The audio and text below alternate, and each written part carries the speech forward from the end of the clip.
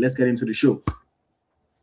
Hello, good morning, good afternoon, good evening from wherever you may be watching or listening to me from. My name is AyoT, and this is the Naija FC Podcast on Eagles Tracker, the home of Nigerian football. Another day, another week, another episode of the podcast where we bring you our hottest and latest opinions on all the most interesting and exciting topics in the world of Nigerian football. And boy, do I have another exciting show for you this week. On this episode, we are going to be talking about the weekend's action. Of course, we're going to be highlighting Nigerian players who performed well over the weekend for all their various clubs across Europe, Asia, Africa, and the rest of the world. We'll also get into a little bit of talk on the CAF Champions League and how the Nigerian team over there performed. We'll get into one transfer rumor that is making waves on the internet and of course on social media as well. We'll talk about the Super Eagles just a little bit and of course comments made by the head coach Eric Schell. And then we'll wrap up by bringing you guys on to share your thoughts and opinions on any or everything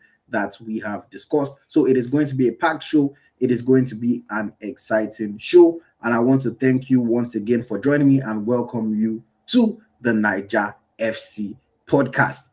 As always, I like to start the show by giving you guys a rundown, a review of the past weekend's action, highlighting the Nigerian players that have performed well over the course of the weekend. And I will start with the goalkeepers.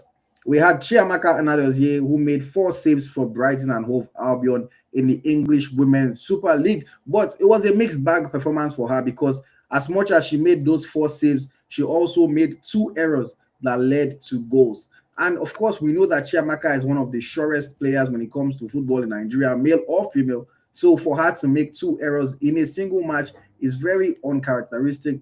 And I'm pretty sure that she's going to bounce back by the next game. And that was just a bad day at the office, which we all get sometimes.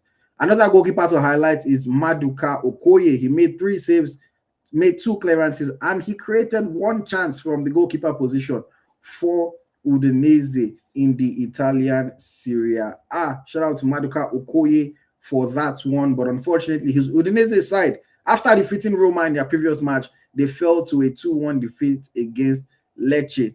Man, that's not the only team that won and then decided to come and do rubbish in their next game. We'll get into that again shortly. Over to the defenders. We had Gabriel Osho, kept a clean sheet, made 2 interceptions, and made 11 clearances for Cardiff City in England. Akpe Victory.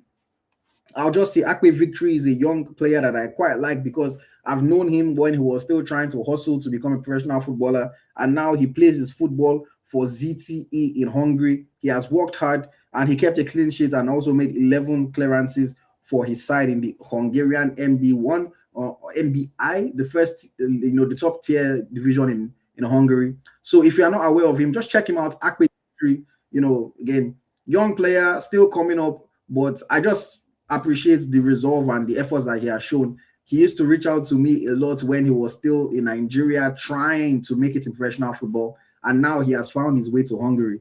And who knows, where life and God and his football and his talent will take him from there. But yes, he had a good performance over the weekend. We also had Chibuke Nwaewu keeping a clean sheet, creating 1 chance, making 2 interceptions and 5 clearances, with also 5 goals won for Trabzonspor over in the Turkish Super League. Onyinyechi Zog, 2 tackles, 2 interceptions, 3 blocks, 7 clearances, 7 goals won, an all-round defensive performance for Perth Glory in the Australian Women's League. We had Shukrat Oladipo with a clean sheet for AS Roma Women. It was a 1-0 victory for them over there. And then Tyrone Ebuehi rolled back the years with a beautiful right-footed strike. 1 goal, also made 2 tackles after coming off the bench for Empoli. Unfortunately, after he scored the equalizer and celebrated, they went on to concede another one, and they lost that game 3-2 against Payemo. We also had Samuel Ishife, a 21-year-old right wing back. He came off the bench for his Slavia Prague debut, and in the 20-ish minutes that he played, he had quite a good performance. He created 1 chance, he won 2 tackles, he won 5 goals, and if you're a member of the channel, you can see his performance on our channel. Now we uploaded it as a membership only content that is on our channel. So that's one of the perks that you can get from being a member on Eagles Tracker on our YouTube channel.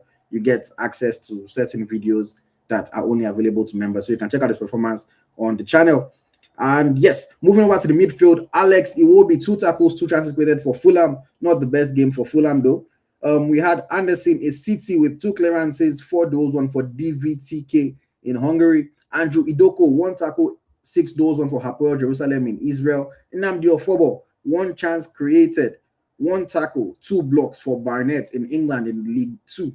Mubarak Suleiman should be in the striker, not in the midfield. But Mubarak Suleiman, I've already mentioned his name, came off the bench and he scored a debut day goal for Slavia Prague. 2 Nigerians debuted for Slavia Prague. 1 impressed from the right wing back position and 1 scored his first goal for the club. So shout out to him for that one.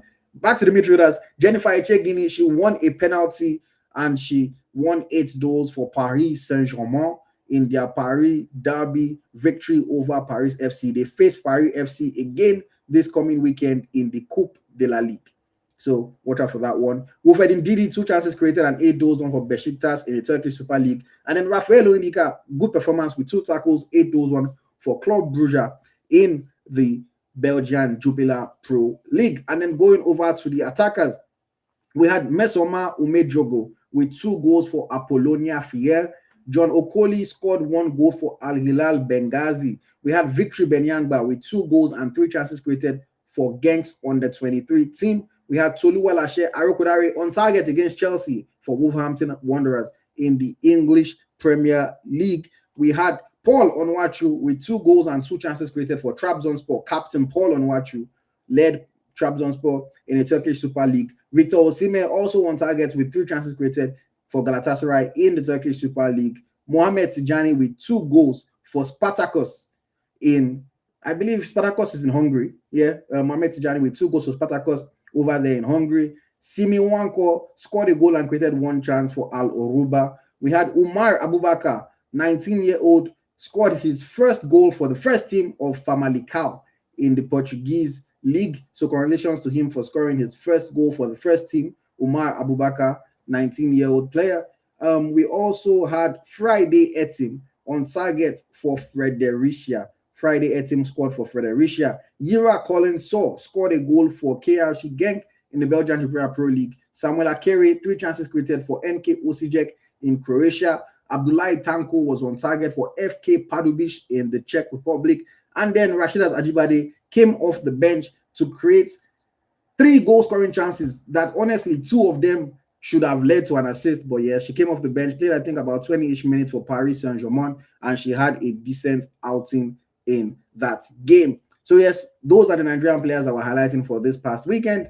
And congratulations to everyone that played well. If I missed anybody, feel free to let me know in the chat who you thought played well, but I just did not mention them in my roundup. And yes, over the weekend at Eagle Striker, we followed about 160 something different matches over the weekend, games that could potentially feature Nigerian players. Of course, not every single game had a Nigerian player, but the only way to know if the Nigerian player played or not is to follow the game and see what happened. But yeah, shout out to every player that played well, and shout out to everyone that engaged with our content over the weekend. You guys drive us and you guys keep us going. So that is it. And to provide his expert opinion also on this topic that I'm going to be discussing today, starting with some of the players that I've highlighted from this past weekend, I'm going to bring on my fantastic co-host, Nigerian Football Encyclopedia, and the convener of Gone Football. Of course, I'm talking about Smith Layi. Smith Layi, welcome back.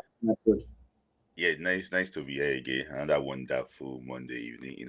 Always look forward to discussing football with you on Monday. Nice to be here again. Yes. Thank you very much.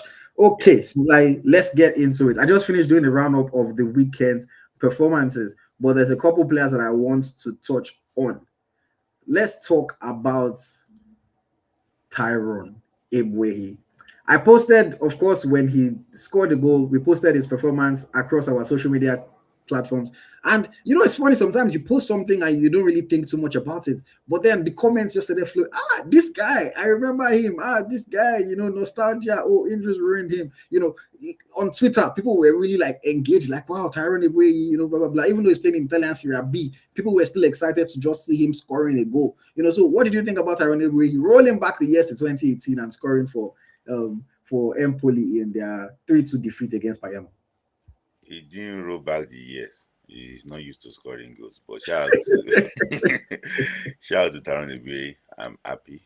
It's one of the definitions of like injury can how the impact of injury Mm, on a pro player. So I'm happy that I also saw I saw that picture. The picture. I don't follow Serie B actually, but I'm mm, happy that he actually was scored for Empoli. He has been there for like how many years now. So I'm just happy for him. I remember it was our Benjamin Fredericks in quotes. mm, If you remember him when actually made his debut in 2018 or so before the World Cup, and it was so good mm. until injury actually what happened. So for me, number one enemy of a pro player is injury. So it can Yeah. happen to anyone. It's just that it's unlucky. So we should not cry that it's only them that is getting injured. Anybody can get injured. So it's really it's really unlucky. And I just hope that his career is drawing the curtain now on his career.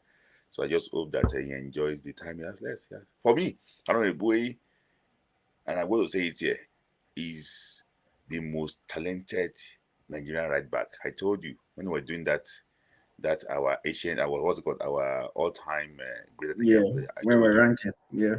yes, Taron is the best right back since Issa Shifodiwe, Mm. the defense minister himself. So talented, but unfortunately, injury was really actually what unfair to him. So, I wish him the very best of luck. I'm happy that he's scoring. Mm, mm, mm. Amazing, amazing. Shout out to Tyrone Ebue. Okay, let us move forward. I want to talk about another right back. He played right wing back after coming off the bench for Slavia Prague. And I guess we'll take him and his teammate together. Of course, I'm talking about Samuel Ishife and Mubarak Suleiman. Ishife came off the bench and had a good showing from right wing back. Mubarak came on even later and scored a debut day goal. Like, do you know anything about these two youngsters, and what did you think about their performance on their debuts?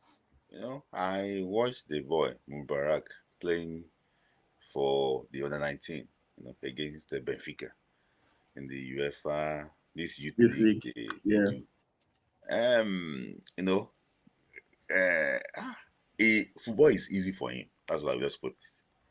Mm. That Mubarak, that boy called Mubarak, football is easy for him. So let me just put it that way. And I'm happy that with how many years just signed from Nigeria, now you are playing in the Czech league for the Czech champion. Am I right? Were they the champion last year? No, did they win last year? I think maybe Sparta won last Yeah. year or something. Eh? Sparta won last year. Maybe, I'm not sure. I have to confirm. Let me see who won Okay, the. so for them, it's Oh, they just won. They won last year. You're right. they won. Okay, they won last year. It's just amazing to see the growth, and the funniest thing is that he gave good account of himself. So Mm. you know that he's talented. He is talented. So I'm really actually happy that he's coming from our own grassroots. That's another thing I'll talk about when we probably tell the show. A player escaping Nigeria without playing any underage for Nigeria, without Mm. getting noticed by the scouts in Nigeria, leaving the shore of the country, and now playing and shining for the Czech Republic. So it just tells you that we're doing something wrong, in our grassroots football. So I'm happy for him. Good goals, and on their social media, they said from Nigeria. I saw this on their social media too, trying to just to praise him, and Mm. also too, I think that guy is his very good friend, because they used to always be together. Even in the youth league, they used to always be together. So I'm actually happy that he's coming from our own grassroots and he's doing well in Czech Republic. I know Mm. that shout out to Slavia too. They have been doing a lot of things, getting young African players. This guy Diouf that is playing for West Ham now, I think came through their Elachi ranks. Malidif, yeah. Diouf, yes. If they replace him with another Senegalese, that is not their left back. I forgot his name. So Mm. they are investing on like these young African players coming back. So they're selling them for good money. So I'm happy. I'm happy that it can create like a platform like this for Nigerian players, for African players to actually shine. So I'm happy Mm. for Mubarak and his Sifu and his friend. Yeah. Yeah, and I will say, I didn't watch the game live, but I went back and I made sure to watch and see how they performed. I was looking at it.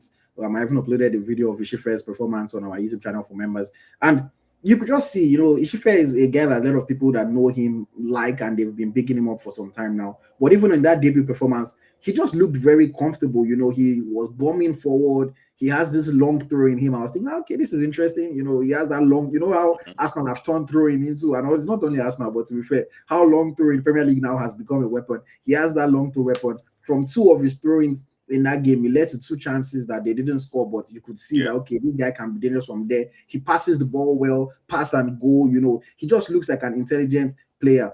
Mubarak didn't play that many minutes, but the one chance that he got while he was on, he made sure to convert it, and at the end of the day, he got his name in the headlines as well for scoring his debut day goal. So I'm really looking forward to following these guys even longer as the season goes on and going into the future years as well. Like you mentioned, Slavia Prague, see, they've taken a chance on many African players, and they've taken a chance on many Nigerian players as well. And I think this is one of the things that we speak about on the podcast certain times, about how it is important that a player from Nigeria does well at his club so that it can pave the way for other players to do well. Because we know Slavia Prague, since they fell in love with Peter Lainka, back then Mhm. when Peter Lainka was playing for Slavia Prague and playing in the Champions League for them and scoring goals and everything, Yeah. they've been getting Nigerian players and been taking a chance on different Nigerian players. Even after like a player like Mohamed Tijani did not quite work out for Slavia Prague, but you still see other players like Igor Ogbu going there. They have these two other guys. Other than these two, Mishife and Mubarak, they still have younger Nigerians in their youth system that haven't been Yeah. promoted to the first team yet. So they're really, Yeah. really taking a chance on African or Nigerian talent. And it pays well for them because they go to a club in Nigeria and they sign a young player. Maybe they settle the team with 10,000.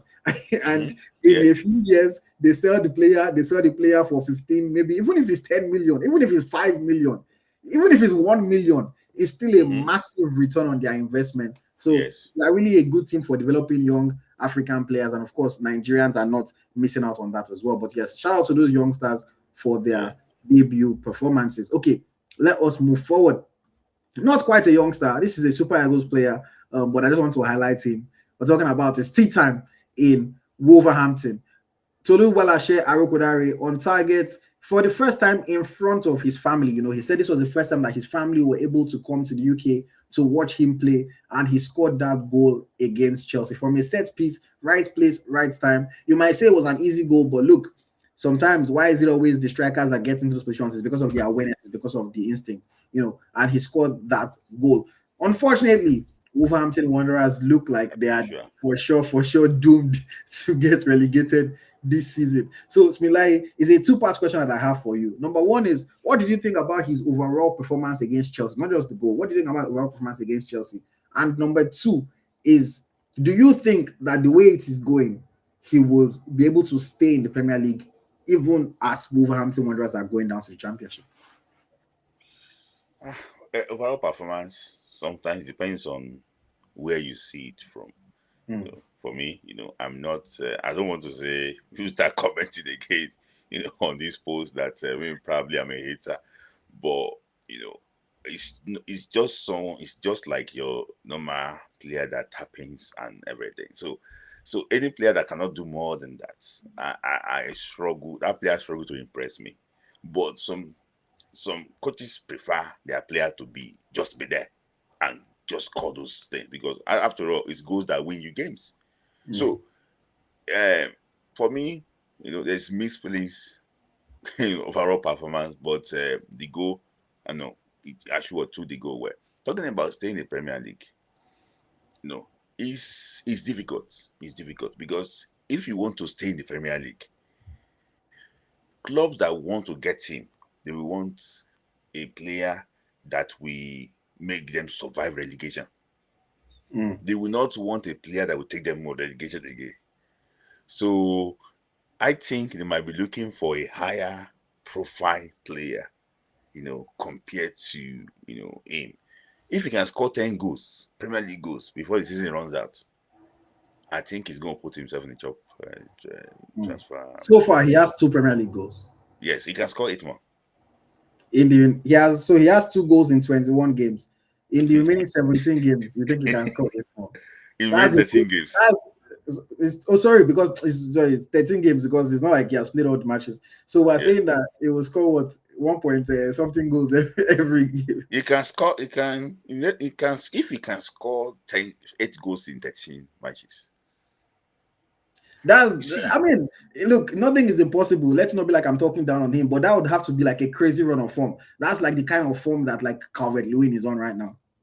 yes, he can. He can. See, let me tell you something. They are preparing for life. In the championship, they sold their top Yeah, striker. Stan Larsen, yeah. I'm pretty sure. I don't know how that deal happened though, because it's The money like, that they sold him for, I was surprised. yes. They didn't even negotiate. Just bring money quickly. How? Come on. They're already preparing for life. In fact, how many players they sign this January to come and help them survive? They know that they are going on They relegation. signed Angel Gomez, I think, and yeah, I'm not sure if they Okay, they signed got him. engagement. You come to playing championship. That is it. So, for me, I think it's just. I don't think I think he's he's a guy that likes the Premier League. You know that. That's his goal. He likes the Premier League. He's a British Nigerian. Sorry, he's a Nigerian guy. So, so he likes, he probably likes London. Maybe he wants to stay, but it's just that for club to gamble, it's going very hard. Mm, mm, mm. I mean, look, he played against my team, so when he scored, I was a bit frustrated that he took away our clean sheets. But at the same time, I'm happy for him because I want all Nigerian players to succeed, regardless of who they are, where they are playing. I'm rooting for all Nigerian players. So I was happy for him. I thought it's a raw performance, nothing too much to write home about. But again, these Wolverhampton Wanderers, they almost never really have anything to write home about. That's just the way their club is right now. Their players are just not good enough. Their team is just not good enough. As far as whether or not he can stay, I find it very hard to see how he would stay up. But again, it depends. What if he has good agents? What if he has good people that are vouching for him? If he has good agents, they can find him. Maybe when Coventry comes up, one of these teams, he can just find a slot in their teams, or one of the teams. Maybe if maybe Leeds sell Calvert-Lewin, and then they look at him. Okay, himself is a tall striker, They big have striker. Noah Okafor. They have No, Okafor isn't really Mecha. doing anything. Well, fair, they But have. he's still doing well. No, He okay. scored in this last game now. Okay, I mean, but there's possibilities. I think it's not going to be easy, but I think there's possibilities. You're right. Ideally, you would want to hit like 10 goals to see, your chances of really joining on that team being very strong. You would like to hit like 10 goals, but let's wait and see what happens. I really wish him all the best.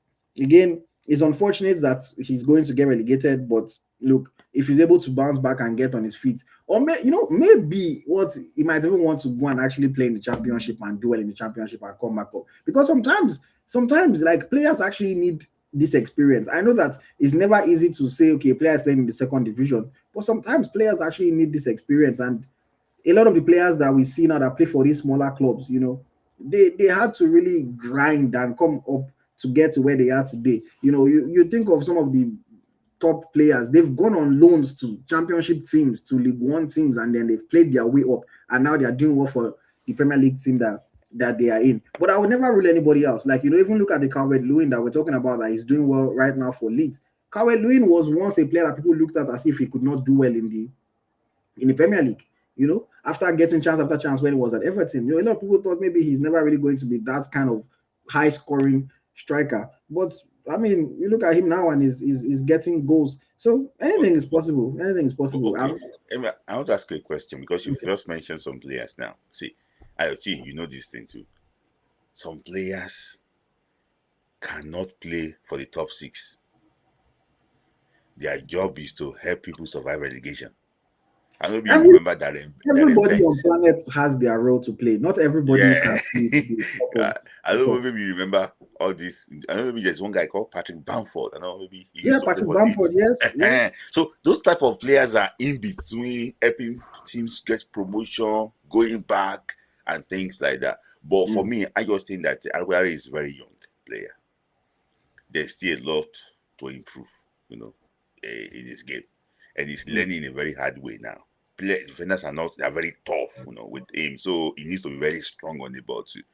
See, that's why I'm saying that maybe a championship spell would actually do him a world of good. Because when you go to the championship, you play against all kinds of players. You play against the young players, you play against the Agbalagbas that are coming down, to come and just see out their days. And you gain a lot from maybe sometimes taking one step back so that you can take 3 steps forward. I know that obviously we as fans, we as Nigerians, we're not the ones living the life. So when a player goes down to a lower league, we would say, oh, yeah, he's not as good, or he's not doing as well, or he's a step back in his career. But sometimes that step back is what you need.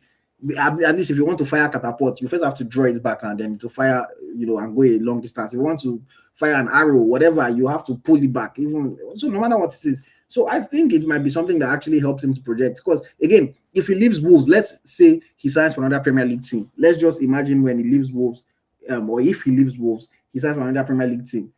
We're obviously not looking at any of the top teams to get him. So we'll be looking at a team that is again going to be fighting relegation. When you draw an team and fight relegation, it's the same thing. You're just fighting for your life week after week after week after week. How much are you actually getting better and better? But then you go to a championship, you compete for the championship promotion, you compete for the championship title, and then you gain experience. You score, maybe you have a season where you score like 17, 18 goals. You're even coming up with confidence, with belief that you can do it. Whether or not you do it is a different conversation, but at least you will have that belief. Now, I know, say, I'm not in his mind, but going into a game now where you already know, coach even tell more, we're just trying to grind the result. It's like there's no belief. Like I can't say that he believes that he will score when he's going to play a match. His hope. Yeah, I know. No, I just address this comment from Olu. I apologize to that event for putting him in that category. But I'm just trying to say that the elite striker, all these Bent and Defoe, they're like in the same bracket. I don't know. They are not really there. You couldn't sign them to win the league. They're just there. Players like Andy Johnson. I don't know, maybe that guy from Crystal Palace there. They are just like that. Peter Crouch. You can't sign Peter Crouch to win the league. So they're just there. What I'm saying about this guy is that it was linked to Bayern Munich before. And it was linked to all the top clubs before. He ended up with Wolves, but now go to the championship. Would that one really help his profile? And you are right. The guy could go there and score. But I want to ask you this question, your team, before we leave this. If he scored 20 goals in the championship, will you come and stand there, AyoT, and defend that? Oh, it needs to be invited to Super Eagles. It depends on how other strikers are doing. Probably not, because we have a wealth of forwards that are playing in different good teams. So probably not.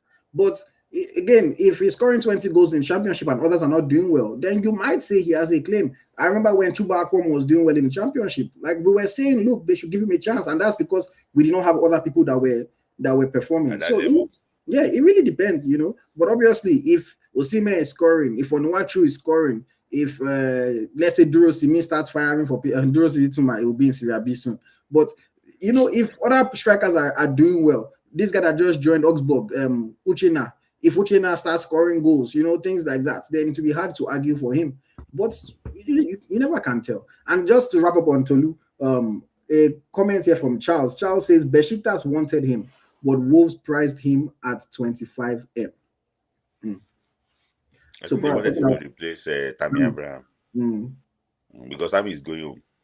Tammy went back to He's going back to Aston Villa. So see, and Rajo made a good comment here. He said Igalo did it in the championship with Watford before coming to the Premier League.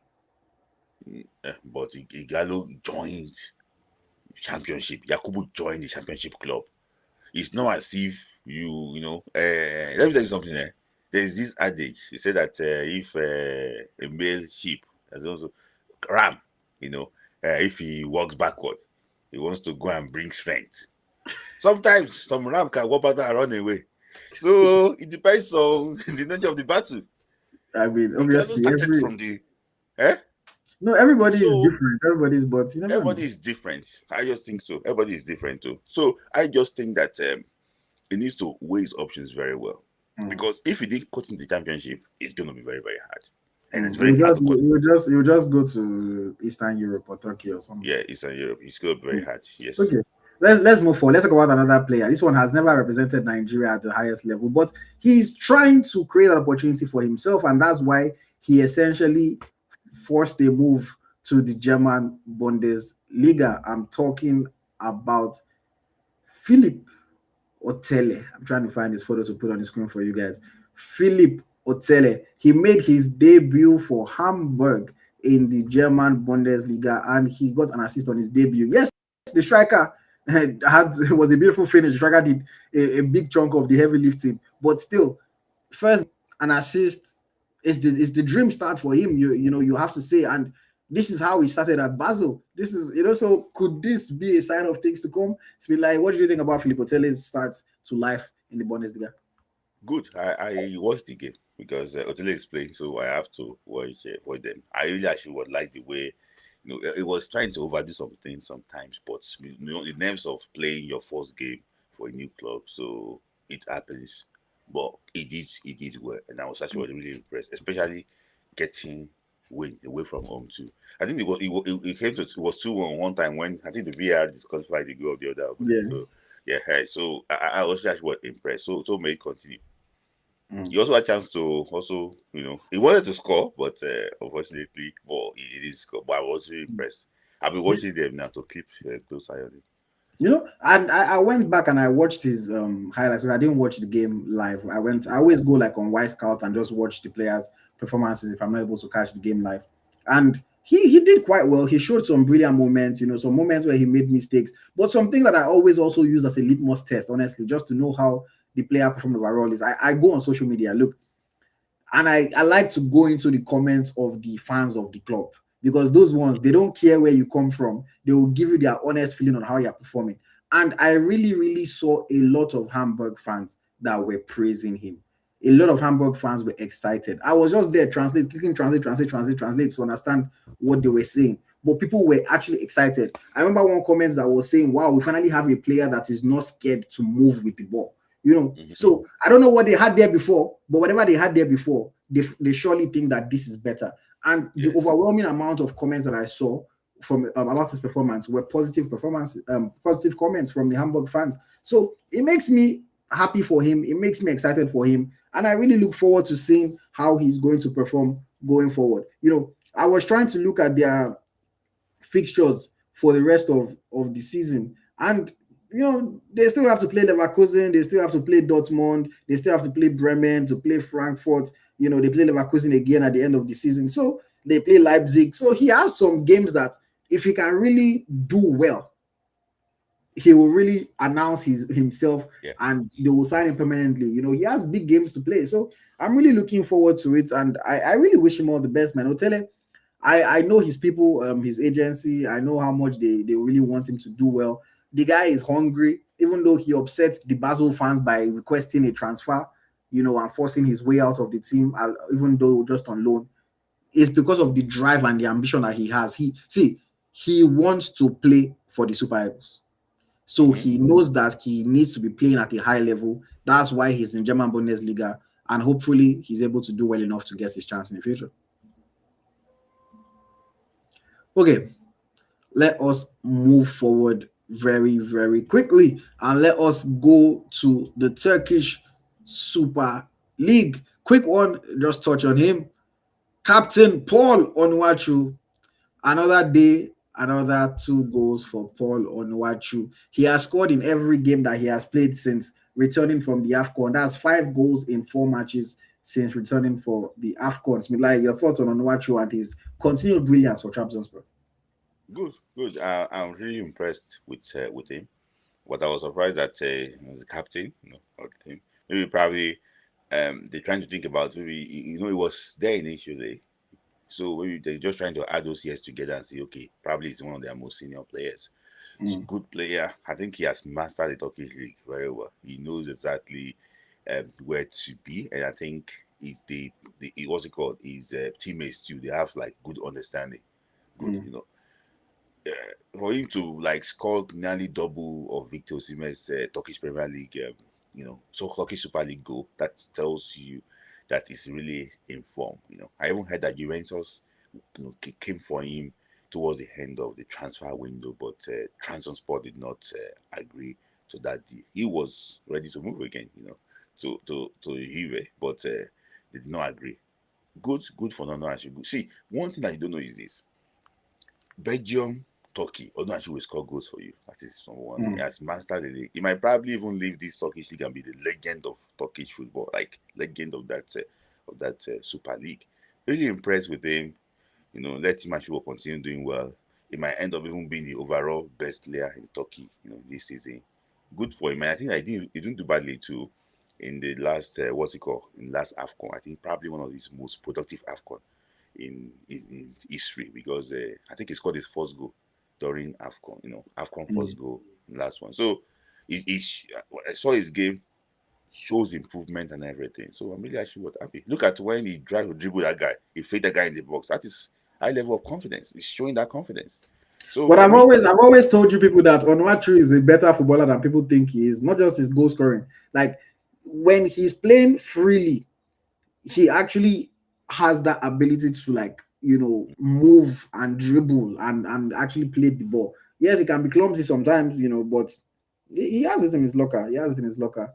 And like Charles pointed out in the comments, he just surpassed 200 career goals as well.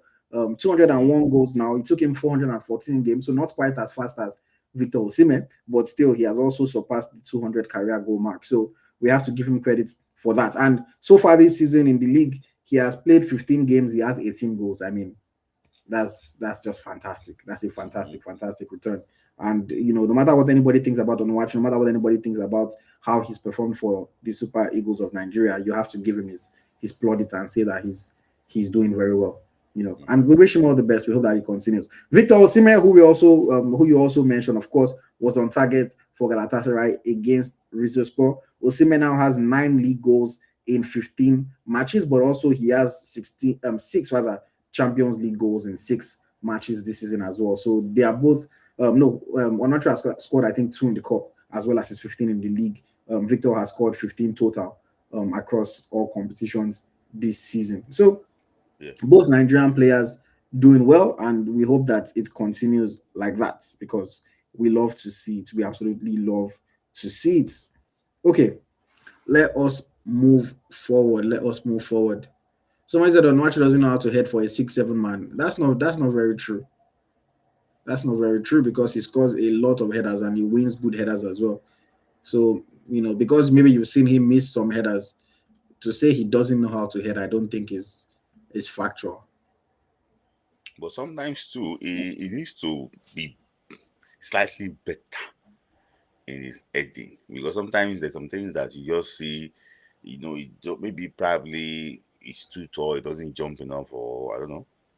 But I just think that sometimes it can actually be better, with that. I mean, definitely, I'm not going to disagree that sometimes he cannot be better, but it's just when you say, oh, he doesn't know how to head, that is what I just disagree with. I'm like, come on now. The guy has scored too many headers and has scored too many good headers for somebody to say he doesn't know how to head. Yeah, I just think I'm looking at it. Out of his, I just wanted to check the numbers. Out of his 201 goals, he has scored 61 headers. I don't think somebody scores 61 out of 200 is, somebody do the math. That's almost 20. That's like more than 25% of his goals have been with his head. I don't think that's a bad header of the ball. Obviously, can do better sometimes. I would agree with that. Can definitely do better sometimes. But we've seen. I don't want to name names. We've seen people that are bad headers, and there's a clear difference when you see the both of them. There's a clear difference. Okay. Let me move forward. At this point, if you are watching on any platform that is not called YouTube, the stream is ending now. I've told you guys since to join us on YouTube. So yes, it's going to end now. Henry, you're trying so hard to take away his credits. Many of them are not free headers. I'm sorry. I don't know why I'm answering you because I'm not leaving super chat. But many of them are not free headers. Stop. Let's stop trying so hard to take away his credits. He's not a bad header of the ball. He's not saying only free headers is blasphemous. Onuachu has a lot of things in his locker. See some of, even forget heads up. See some of the goals that he scores in general. Come on now, Give the guy his credit. To say he's only free headers is a lie. Is a lie. Okay, I'm going to another super chat comment here from Charles. So let me just quickly take his comment.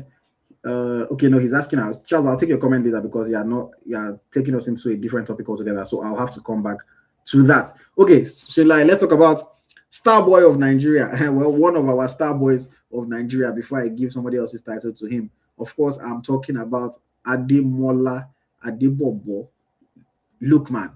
Ademola Lookman, after joining Atletico de Madrid in the Spanish La Liga, he made his debut in the Copa del Rey against Real Betis, and it was a 5-0 thrashing. We saw Lookman get 1 goal and provide 1 assist. The dream starts to life playing for the club that plays in the Spanish capital. The second game was not as good, unfortunately. After beating the team 5-0, they went and lost 1-0. Only God can explain how that was the case. Pellegrini obviously learned a lot and fixed it. Lookman didn't have the best of times there. He had a goal disallowed and just in general wasn't the best performance. But let's talk about his stats. 1 goal, 1 assist in his first 2 matches for Atletico de Madrid. How did you see Lookman start to life there? Good start. He had a very good game against Betis in the Copa del Rey, and people were comparing his debut to Luis Suarez's debut for Atletico Madrid. How well Lookman did that day, but I watched that game from start to finish, and I realized that if Simeone did not change anything in the second game, Pellegrini will outsmart him, and he did. He blocked everything coming to Lookman. And it's like these Atletico players too, the way they play, I'm not used to watching their game. I have to be honest with you. But because Lookman is there now, I have to watch it. There's a guy wearing number 10. They call him Perry something. The guy was just driving with the ball, not looking sideways, just entering. I was like, is that how they play football here? So, it's so like back, like too much energy and everything. I like when team play with high intensity, but I just think that come on, Simeone should be more tactical, so that they can actually try very well. That first game was good, but the second one, I think that if they plan for Lookman, you should be able to look for something different, to see exactly how the boy can actually work. He scored, but it was offside, which was just justified. But I just think that that second game is really an eye opener. That this Atletico. I've seen wingers struggle at Atletico. I've seen Gelson struggled. The only guy that performed very well for Atletico is this guy called, is he Quaresca? Is it? Carrasco. Carrasco did so well. This Carrasco did so well for them. So let's see exactly how it goes. But the first game was good, second Milopa. No, yeah. Exactly that. I didn't watch the first game from start to finish. I watched it from start until they subbed Lookman off.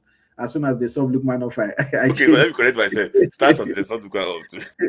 I changed the station as soon as they subbed Lookman off. But of course, I was happy to see him get a goal and his assist. I was really rooting for him. Honestly, in that game against Real Betis, if I want to be critical, he should have scored like 2 or 3 goals in that game. He missed one very good chance and another quite good chance in that first match. But still a good start to life. That video, that clip of Diego Simeone reacting after Lookman scored, I was so happy. Like they said, Simeone is like, oh man, where has this guy been my entire life?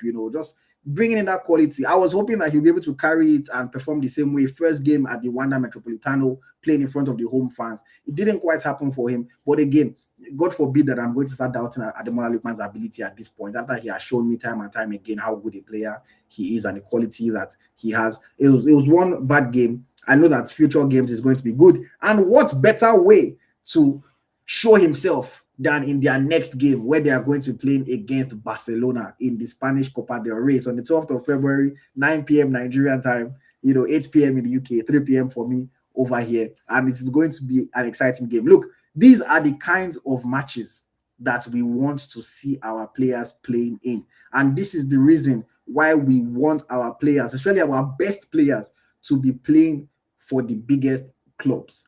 It's not only Champions League that you get to face these big teams. They are going to play 2 legs self, it's home and away. So we are going to see Ademola Lookman play in a massive game like this against Barcelona. And just imagine when he's done dismantling Barcelona, his name will be in the media. People will be talking about him.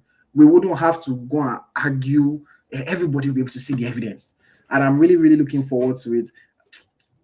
If you know me, if you follow me on my personal, you know that I don't like Barcelona. You know, as a Chelsea fan, we don't really mess with Barcelona. So I'm really, really praying that Ademola Lookman goes and shows them some serious pepper, because I really want it for him.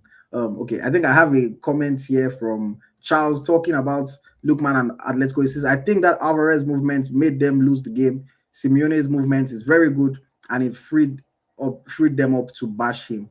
I think Lookman will do well. Yes, I think so. When you join a new team, you guys need to. How many training sessions has he had before he played the first game, before he played the second game? The more and more they understand each other, they know their tendencies, know the way they run, the way they play. I think that Atletico just have too much talent. Even just Simeone, Lookman, Griezmann, Julian Alvarez, who is one of the best forwards in the world right now. I think they have too much talent. I think Lookman will do very well there. He just needs to get into it a little bit, and I've not gotten to other players like Almada. I think they have a good squad. They have a good squad. I believe they will do well. Currently third in the league, but let's see how it goes. And I think they can register him for the playoff round of the Champions League. If I'm not mistaken. So he'll get to play against Onyedika and Club Brugge. So we'll be having a Super Eagles derby. I didn't playoff or in the.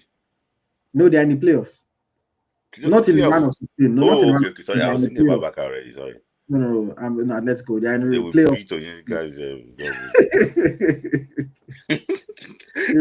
So you get to play against Onyedika and Club Brugge in the Champions League playoff. So we're looking forward to that one as well. We're looking forward to it. Okay.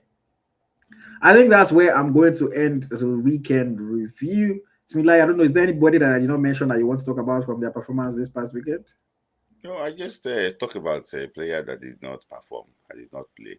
Okay, tell us. Kevin Bassey. Okay. He's now becoming worrisome for the best defender in Africa. To now be wearing tracksuit on the bench and be looking for Cuenca to be played. Cuenca. I think it's worrisome. I think there needs to be a resolution for this. We can't afford our best defender to be on the bench. I don't know, maybe I don't know what is happening. People have been saying one rumor to the other, but for me, Kevin Bassey deserves more than this.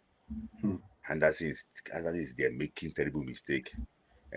Cuenca is there making terrible mistake, and this guy is putting his head like this on the touchline, putting Bassey on the bench. For me, I just think that there should be a way to resolve this thing. A top player is a top player at all times.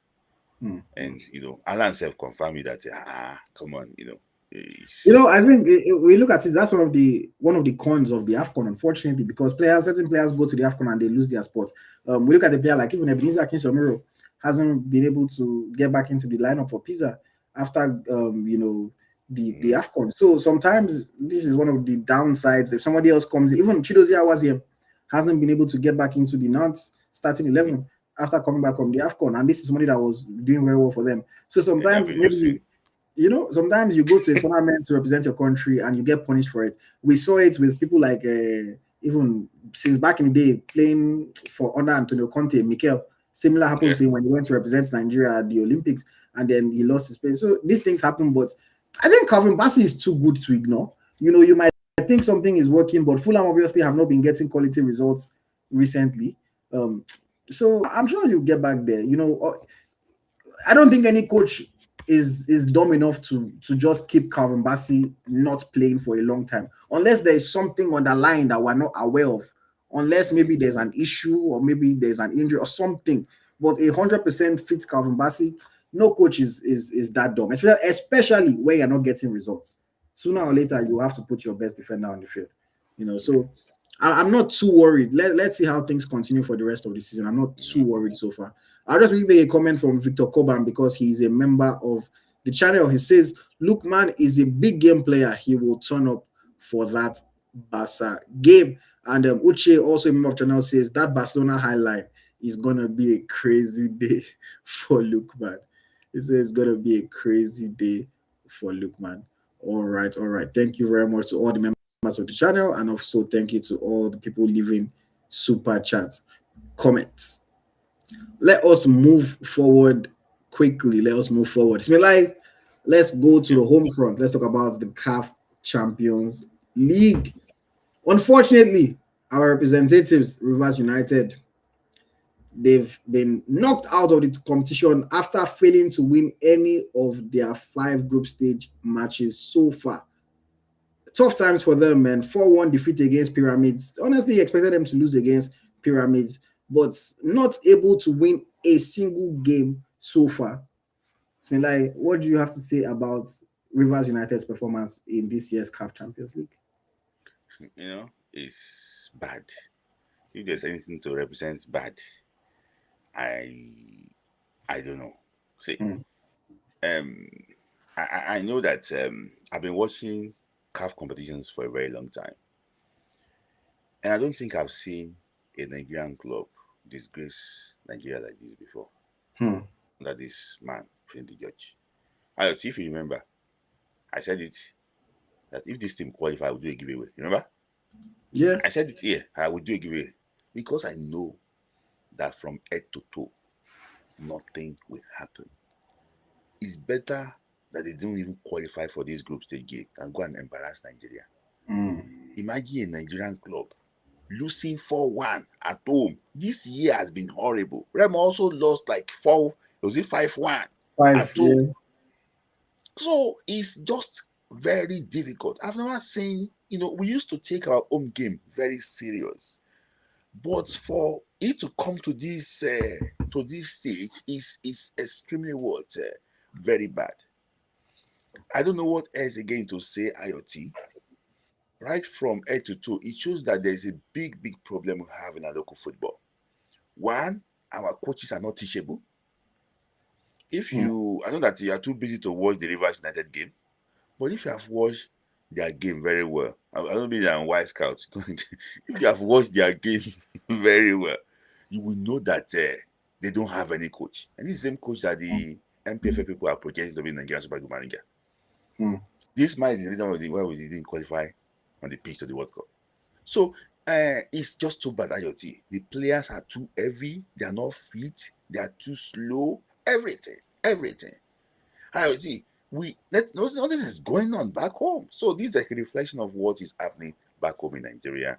And these are the results. You can see, I like the way you did it, that you put book in front of it. If a child goes to school and the child scored out of 15, score 1 out of 15, you should flog the child. They should flog the child. I like the way that graphic, the way you put the book there, it's like academics. You go and you score 1 out of 15. They should flog you. Shout out to my graphic designer, Abayomi. So it's just too bad, AyoT. It's too bad. I don't know exactly what to. People have been pointing fingers that there's no funding. What is funding? What is funding? You pick the players that you pick those guys. It's just too bad, AyoT. And when I saw they combined all the teams in the 4 groups together, Rivers United have the least points. Imagine Nigerian club, Nigeria, the giant of Africa. It's very bad. It's very bad. Very bad. 5 games played, 1 draw, 4 defeats, 2 goals scored, 10 goals conceded, only 1 point. It's shameful, but look, it's a reflection of our league, it's a reflection of our society. That's literally just our level right now. It is a big shame. We've spoken about the local league so many times. People sometimes think that you are just trying to talk bad about the Nigerian league and you don't respect the league and things like that. But unfortunately, a lot of things have to change in order for us to get it right. A lot of things have to change, from coaching education to administration and everything in between. I recently had a conversation with former Nigerian pros that once played in the MPFL, and they're all ashamed at the state of the league today, and they keep talking about just how unfortunately the quality is not there and the things that the players need are not there. And that's why all our best players are running away to Tanzania and to Libya and to Sudan and to all these countries. To Zambia. It's honestly a big shame, but again, it's our reality right now. It is our reality. That's why even as a young player now, you're better off finding your way out of Nigeria than going to play in the MPFL, hoping to, to make a move. It's very, very tough, man. It's very, very tough. Yeah, I want to also say something. Our coaches too are not teachable. The issues that they don't understand standards. If you know, for example, now you employ people. you know the standard you want, you will give them tests to know exactly if they can meet up to what you want. My problem is that a an MPFA club can take a player from Ajegule to go and play Continental. They believe that the moment you are talented, you can thrive. You can say, okay, we'll go and pick some players under the bridge and then go and play for Super Eagles. I saw some guys saying online, say, why can't we have so many players under the bridge and then go and play for Super Eagles? We don't understand that there's levels to everything. At least if you see a player now, this player can play Continental. Okay, there's level to everything. You know, oh, this player is not ripe enough. Oh, this player we don't even have standard IoT. We don't know the difference between NNL player, NNLO player, NNL player, and MPFL. We don't know the difference. We don't know the difference at all. I saw an MPFL player move from MPFL to go and join academy in Nigeria. He moved from Gombe United to go and join one academy with no name. How can somebody from a Premier League club go and join Suffolk Academy Club? So maybe somebody like Kevin, somebody like maybe Maguire saying he's going back to academy. Imagine, we see different things in that country. I'm just so disappointed. I don't know. See, that's why I just hope that these guys can, I know that they said they're working on the policy documents. I hope that the whole thing can just work, because it's just crazy. IoT, it's going to continue like this. It's going to repeat itself again. Very, very unfortunate. Very, very unfortunate. I don't even really want to add to it, because obviously you are more in tune and connected with the local leagues and everything that's happening there than I am. It's a shame. Commenter from Charles says, I wonder why Rangers International cannot invest in advanced elite high performance soccer facilities and technologies, just build advanced facilities. Charles, all this talk that these big words that you're using, this is millions and millions that you're calling. When I spoke about the issue of Rangers also, and I think you picked it up in the highlights, and I see that they start tagging me to Rangers videos. That's from that day. I'm not upset. It's not. See, sometimes when we say this, it's out of love, because we love the sport. We want to thrive in Nigeria. If a club is celebrating, we celebrate with them. See, I said it here. My club in Nigeria is Enyimba. I'm not from Abia State, but I support Enyimba of Aba. So if things actually happen in the country, we support them. I said it, that the pitch that they went to go and do in Rangers Stadium, like rug.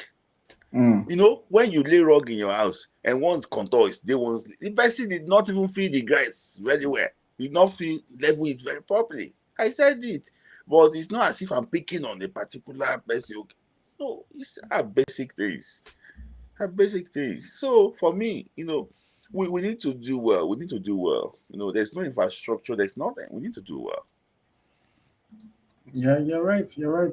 Guys, don't let Charles outshine you. Charles is not the only one that is here. More people, you guys can leave super chats. You guys should leave super chats. Support the channel. Ask your questions. Add your commentary. Let me highlight it on the screen.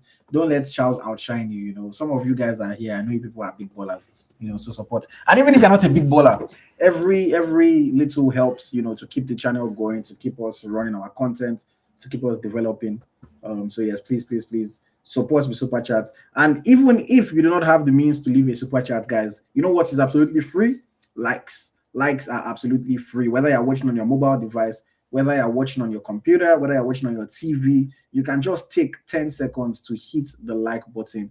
It does more good than you can imagine. It is very, very important for we that create content on YouTube. So guys, please let us take a quick 30-second break. Do me a favor and get likes up. Right now, we're over 140 something people that are tuned in live, and we only have 55 likes. So guys, please just take a 30-second break and hit the like button. Let the numbers go up. Much appreciated. I know, again, I always account for 5% of people that are watching. I don't really like us.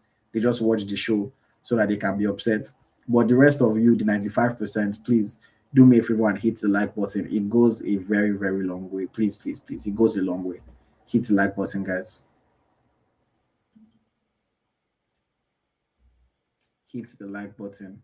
Somebody said we're broke. If you will not be broke in Jesus' name, don't proclaim that kind of thing over I your mean, life. you are not broke. That's my guy. You are not broke. Oh. That's a photographer. Oh. It's a celebrity photographer. Oh.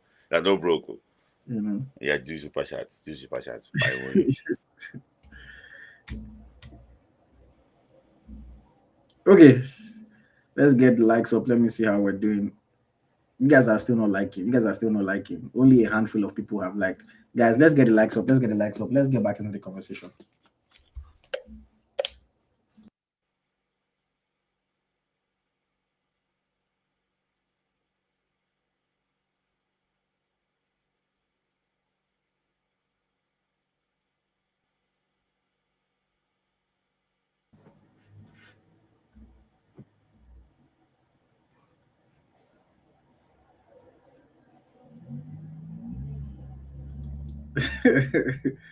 Hey, Ojo said Ayo is fasting, so prayers will be effective tonight. Yes, I'm actually fasting. I haven't eaten anything today. Uh, okay, let's move on. I'm begging people to like. People still don't want to like the video, but I'll carry on. I'll carry on. All right, Smith Layi, let's talk transfers. Yeah. You know, one player in particular. The window is closed, but it's like for this guy. Let's be realistic. The rumor mill is always going because of who he is. Of course, I'm talking about Nigeria's number one star boy, Victor Osimhen. Of course, a player for Galatasaray in the Turkish Super League, but Juventus have been running helter skelter trying to sign all kinds of strikers from Onuachu to Kolomwani to everybody in between. And we're hearing that Luciano Spalletti is looking at Osimhen as potentially the ideal striker to solve the equation that he's currently dealing with. First question that I'll ask you about this: do you think a return to Italian Serie A with Juventus is realistic and would be a good decision for a player like Victor Osimhen at this stage in his career? There's been a lot of conspiracy somewhere that it's even Juventus that bought Victor Osimhen, which I don't believe. Because when he got to the stage uh, that Gala could not afford some of the things that you know Napoli wanted. This guy is a very difficult negotiator. I think that's why they put the clause that he should not play for an Italian club for Right. 2 years or so. Right. So he's if he's going to return to the old, if he's going to go sign for the old ladies, I will not be surprised. But is it the right decision? I think he should just move on. I think playing in Italy, he conquered the league already. He was top scorer in the league. When you're already top scorer somewhere and you're now below that standard, people will judge you that, come on, what is happening? I think last year Victor Osimhen was top scorer in the Turkish league. Now that he has scored like only 9 goals, but only 9 goals. It's because he was top scorer last year. So we want him to keep that same level. When Napoli won the league, I think he was top scorer that year. So Yeah. I just think that since he's done with that league, I think a move to the Premier League would just suit him and maybe probably La Liga. You know what has changed? Last What? year, Onuachu was not in Turkey. yeah. Last year, Onuachu was not in Turkey. But I mean, joking aside, I think it will be a very interesting one to see Osimhen return to Italian Serie A. But look, without talking too much, I think it leads me to my second question, Milai. Will Osimhen take a pay cut? Because at the end of the day, I know that if we get into this whole pay cut conversation, it will turn into fights. People on the internet to start tearing their shirts, and people start insulting you that you're wishing bad on your black man or your Nigerian man. The reality of it is that 90%, if not 95% of clubs cannot afford to pay Osimhen what Galatasaray is currently paying him. Juve is one of those teams. They are not bringing Osimhen to earn 12 million nets in a year. Mm-hmm. So, do you think Osimhen, like the Osimhen that we've seen right now, that we know based on information that we have online, is there any word? Online? Yeah, because we don't know him in real life. Is what we see. Is there any word that Osimhen will take a pay cut to join Juventus? I don't think it will happen. I don't think it will happen. I don't think Victor Osimhen will take a pay cut. I don't think it will happen. I think what I might see is that if they promise him a lot of bonus, I remember listening to Oscar's interview with John Obibike, in Brazil. So when Obibike was trying to ask him about, how much were they even paying you and this, the way Oscar talks, he doesn't even see the salary. It's bonus, bonus, end up bonus, bonus, bonus, bonus. So if they probably actually if the bonus is okay, if you score like 10 goals, we'll pay you this. If you call the club top of the league in December, we'll pay you this. I think Victor Osimhen can take it, but it won't be extreme, very low pay cut. I don't think so. And if the bonus is a lot, or maybe if they say there's no bonus, but they buy private jet with it, I think he will. I think Victor will take it. Because Osimhen has, he's already even off the field. He's living a certain lifestyle, and yes, he wants to maintain that lifestyle for himself and for his family. So, for me, I just find it hard because even when people talk about teams like Barcelona, if this was Barcelona of 6-7 years ago, for sure they will pay Osimhen a million a week even to come. But we know that Barcelona now, they've gone through their financial crisis. Now they are trying to be a little bit smarter. They're trying to recover. So they're not going to bring any one player and just give him the kind of salary that they gave like a Coutinho back then, kind of money that they were signing a Dembele for. They're not doing all of that right now. So for me, it's just hard to see. It's really just hard to see which team he will join. The only team that I think will pay him this kind of money is Fenerbahce, and obviously he's not going to move from Galatasaray to Fenerbahce. So as much as I'm seeing the Juventus rumors and I'm thinking, okay, it can be nice, it can fit in there. Spalletti is a coach that he won the title with. Maybe they can do good things together. I just think there is almost no chance that Osimhen will accept their financial terms. And when we're even talking about bonuses, again, if you are getting 12 million net guaranteed, bear in mind, even as Galatasaray, he has bonuses as well. It's not like he does not have bonuses there. So if you are getting 12 million net guaranteed plus whatever bonuses that you've agreed, what kind of offer do they need to give? If Juve come and say, we'll give you 8 million guaranteed in your salary net, would the bonuses equal 4 million? That's the thing. Would they give him up to 4 million of bonuses? The branding and everything. Which endorsements? Realistically, Osimhen doesn't have that many endorsement deals. And if maybe we say, okay, his team is going to work with their major partners and make sure that Osimhen is part of there and he earns some certain amount of money from the commercial deals that they do using his image. So if he appears in an advertisement for the club sponsor, then the club will have to give him some of the money. There are different ways that he can negotiate it, but it's just hard for me to see how everything would come to what he's currently making, just his guarantee at this thing. Because the people that make this kind of guaranteed money are in the world are either the ones in Saudi or the Lionel Messi's in the USA. Most people don't get that kind of guaranteed salary. So and we're talking net again. We're not talking, because if you look at their net salary, Osimhen and Messi are dragging. Because Messi makes a lot of outside money in the MLS, but Messi's net in the MLS, because in the MLS they have salary cap.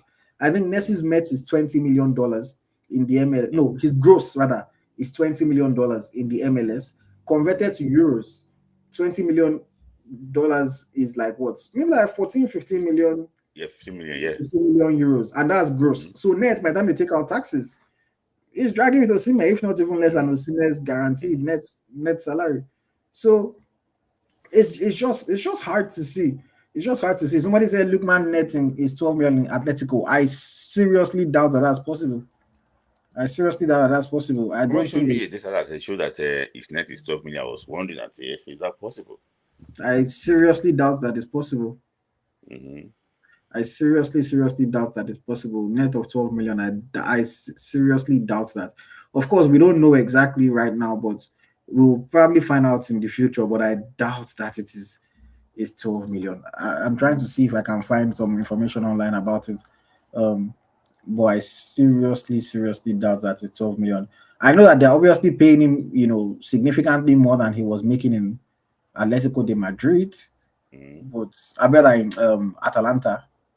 But 12 million net, I doubt it.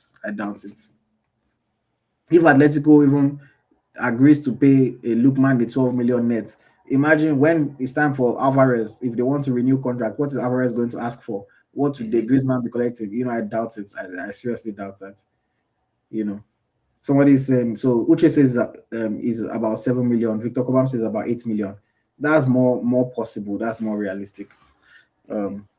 For Fenerbahce offered him 11 million, but Atletico is 7 or 8 thereabouts. Mm-hmm. But yeah, sure. Let's see what happens with Victor Osimhen's future. He's never going to get out of the news. Every year, as teams need strikers, he would always be in these conversations. But Yeah. ultimately, the money I think would always be a stumbling block, man. It would always Yeah. be a I stumbling so I block. agree too. Mm-hmm. Okay, moving forward. Let's talk about Eric Shaw.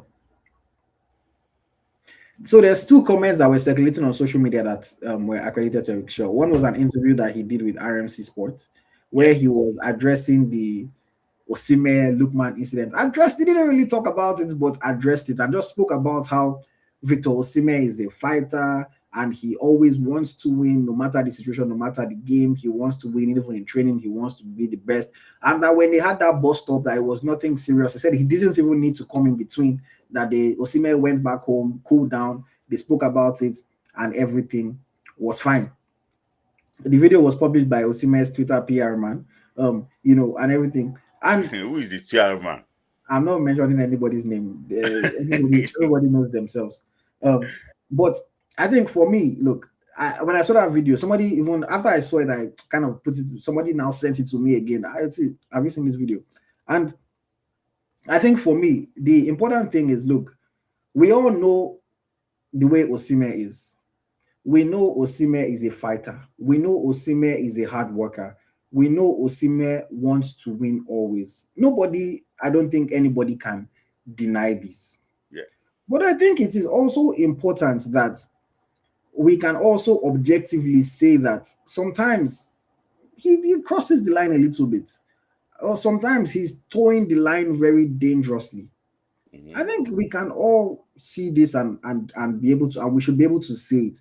Doesn't mean that we don't like him. Doesn't mean that we wish him bad. Doesn't mean that we're against him. No.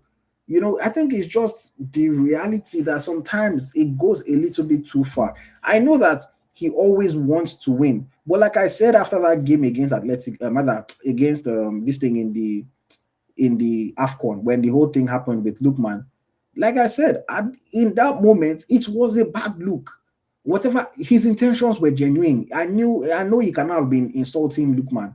Intentions were genuine, but it is a bad look. And that's the thing that I think a lot of people, because they like Osimhen so much that they can't be objective anymore, they make it seem as if because somebody is saying that the person doesn't like him or the person is wishing him bad or the person is a bad belly. No, it just is a bad look. Even Eric Shaw said, oh, Lookman is the same, but Lookman is calmer. And we know this. Being able to be calm, even in tense moments, is part of maturity, it's part of emotional intelligence, it's part of just being a grown-up. Being able to control your emotions and not, we know that players fight each other in training, but some of the players that fight each other in training, they don't fight each other on the pitch. So again, when I saw it, I said, okay, I understand, people have made it seem as if Osimhen is this stout that is just running around. Obviously, he's not that, but also at the same time, I say this, and I think part of the reason why some people go to the extreme in the way that they criticize Osimhen's behavior, I think it's because of the people that go to the extreme in the way they defend his behavior. It's a case of left and right. When people are so far left, some other people are like, you know what, I have to be so far on the other side. And then it just appears that it's always extreme. And then when somebody like me comes in the middle, people on the left think you're on the right. People on the right think you're on the left. But in reality, you praise when praise is due. You criticize when you think criticism is due. I think we need to find that balance. I know we love Victor Osimhen. He's our superstar. But people need to understand that you can still see certain things that he does and say, I don't like this. I think he should have done it differently. It doesn't mean that you hate him. And you can also still see things that he does and praise him for it and defend him. But some people defend him no matter what happens. And that makes people to insult him no matter what happens. And at the same time, some people insult him no matter what happens. And that also makes some people to defend him no matter what happens. So we're now in this revolving cycle. that is not going to end anytime soon. But Smith Layi, what were your thoughts on the comments made by Eric Shell about Osimhen, Lookman, and the whole situation? See, um, I don't expect Eric Che to say more than what he said. Mm. As a coach, as the elders, I won't call the elder statesman, but as a coach in this situation, I think he needs to manage the situation very well. See, IoT, there's some things that is character. Character is character. Can you manage character? Yes. But sometimes there's some things that push you to do the best, to be the best of you. The way Victor Osimhen is behaving, if he stop behaving like that, that is end of Victor Osimhen. This is what makes Victor Osimhen, the first time I will see Victor Osimhen play, and actually that was the game against Algeria. So that is what even made me to appreciate Victor Osimhen more. Victor Osimhen is a lion on the pitch. Victor Osimhen is very dangerous on the pitch. And the fight with the day in body, I think is something that motivates him to do those things. You mentioned about what's happened between you and Lookman. See, IoT, I don't see anything wrong in that. But people just think, hey, you like this thing. People come to insult me in the comment section. I don't even see. If you insult me too much, I'll just block you. Because I don't see anything wrong in that. And I will say this way. We've seen teammates fight before. Even IoT, you've played amateur football before. I don't think you play pro. I don't think you play pro, but you play. You play amateur. You played football before, and you know that even this monkey post where we play, you can fight. Yeah. Okay, you did play for defense. You are defender now. Yeah. They do the back for front. So small time they dribble you. Won't you shout? You will shout sometimes. It's for the spirit. And after the whole game, we will settle. That is it.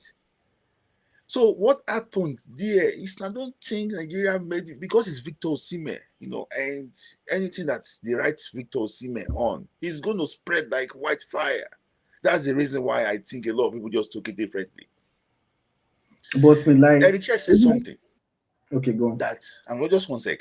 It's just something that we don't want to be playing in the middle. And me too. When you go to 3-0, I realized that you have this PTSD of the Tunisian game. That we didn't kill the game early. And Tunisia came back to 3-2. I think Victor Osimhen was already getting frustrated. At that point in time. It happens. Can it behave better? It can. But these fights, where they, for me, based on, it didn't tell me anything, but I think, say, that hunger, that fight, where they in body, that is the reason why Victor Osimhen is playing that way. And I think that the moment you take that hunger, from him, at the end of Victor Osimhen, somebody say I agree with Smith Layi. Put super chat there. You always agree with me. But see, here's the thing here. I understand what you're saying, but look, Osimhen is not the first person that has this behavior or this character, this tendency. As a Chelsea fan, I remember Diego Costa. Diego Costa was an animal on the field in every sense of the word. He's fighting, he's using his head to push people, he's doing everything. And that's what made him him. But at the same time, he still received a lot of criticism for it. Yeah. He received a lot of criticism for it. So that's the thing. It's like something is your character, yes, but again, when you're in the spotlight, when you're spotlighted, like now you mentioned us fighting maybe during monkey post or during just amateur game where we're just playing with our friends. We don't have millions of people watching us. We're not under the cameras, under the lights. So we can get away with it. There's a reason why certain players will fight each other in training, but on the field, they will not fight. Yes. Because they know that in training, you are in your safe space. But when it comes to the game, you are under the lights. People are watching. You want to set the right example. You want to set the right tone. I mean, like, just imagine if you are watching a Nigeria under 20 game and players just keep shouting at each other. You might say they have the right intentions, but would that be a good thing to see? No.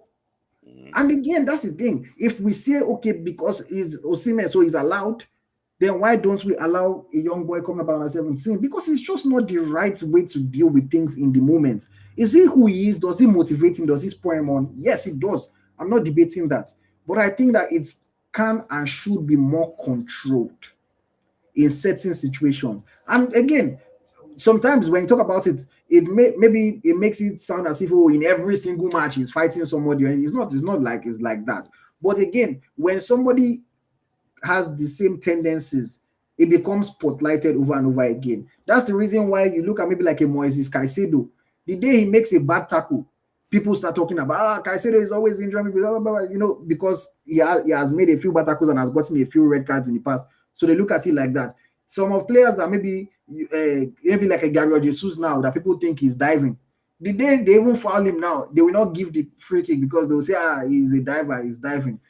So when you have those tendencies, people put you under a stronger microscope and they observe everything that you do more. And that's kind of where Osimhen has come to, where people now look at him as, again, when you add to the incidents that happen with Finidi, it all adds to it. So now any small thing that happens, people look at it and say, it's Osimhen, it's how he's always doing, things like that. So again, that's why I say, like, some people are on the far left about the situation, some people are on the far right.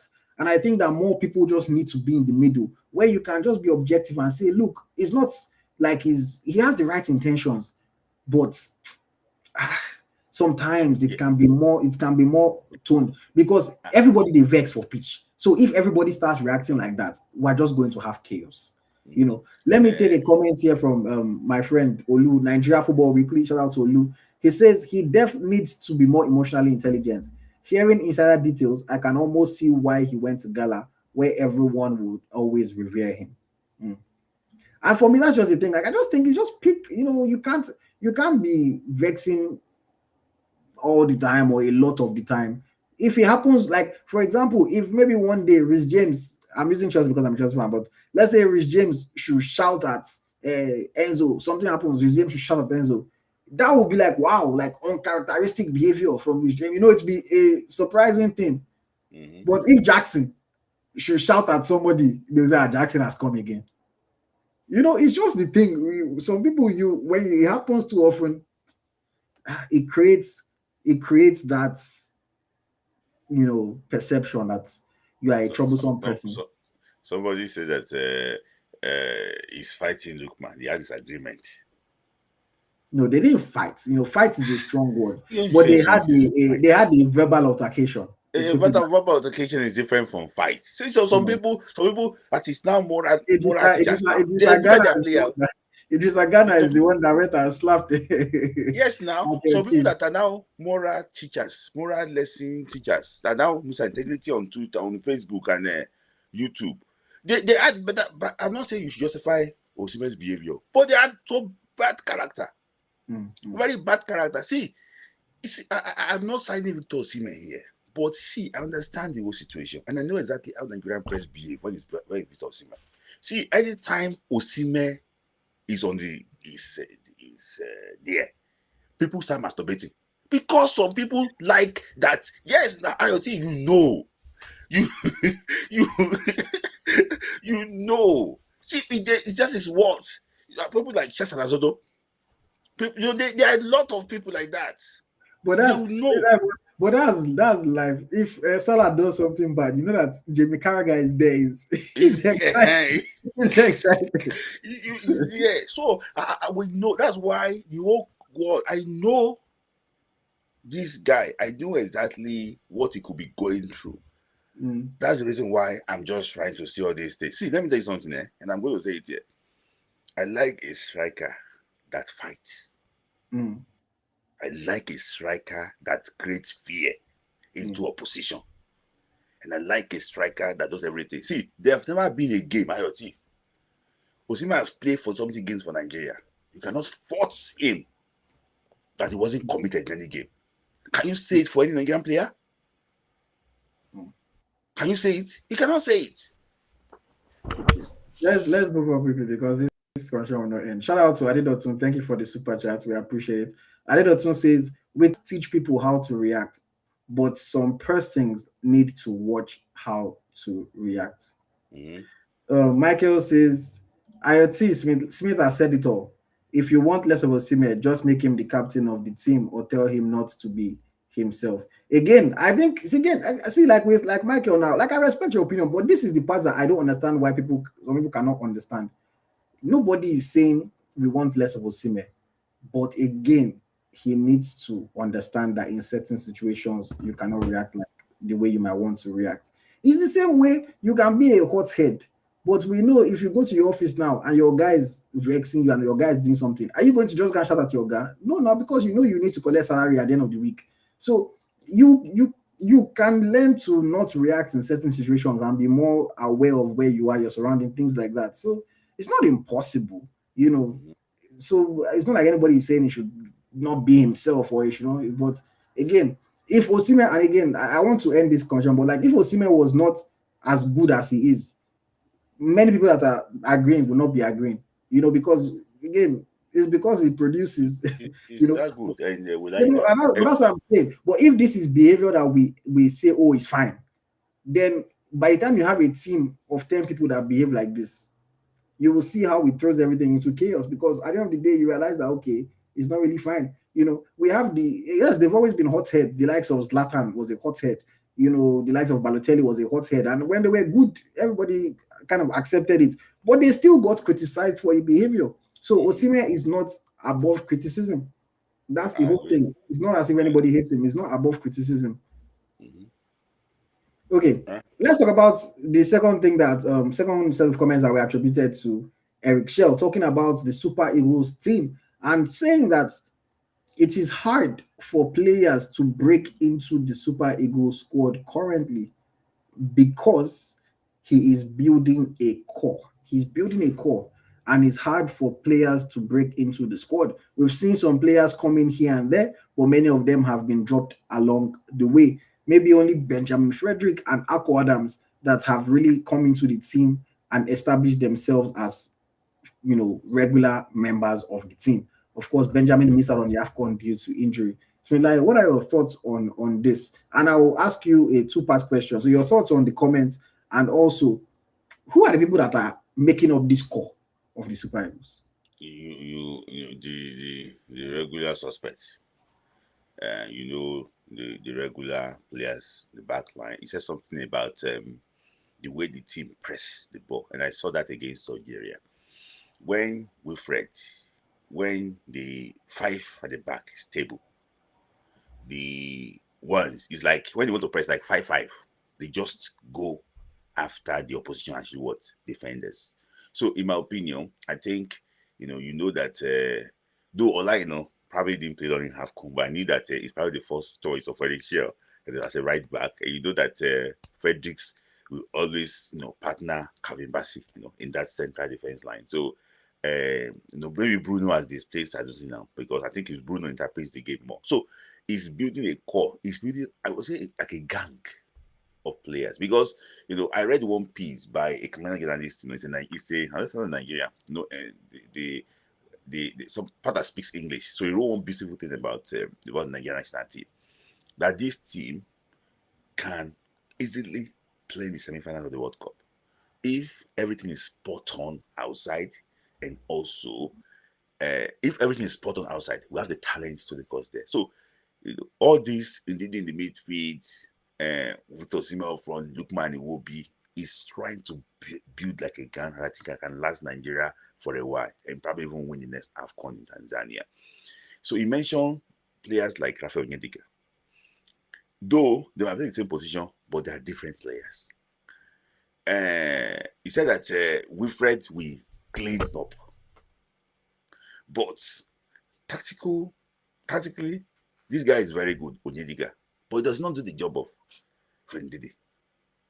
So we're just trying to compare that they are different. He was now referenced that the boy was so good against Marcel when Club Brugge played against Marcel that you didn't see this performance, but he just can't interpret what is necessary, and that's the reason why you see that Onyedika don't get a looking anytime Wilfred is available, because I think he doesn't interpret that role very well. So he's just saying that if you want to come into that team, you must bring what we need.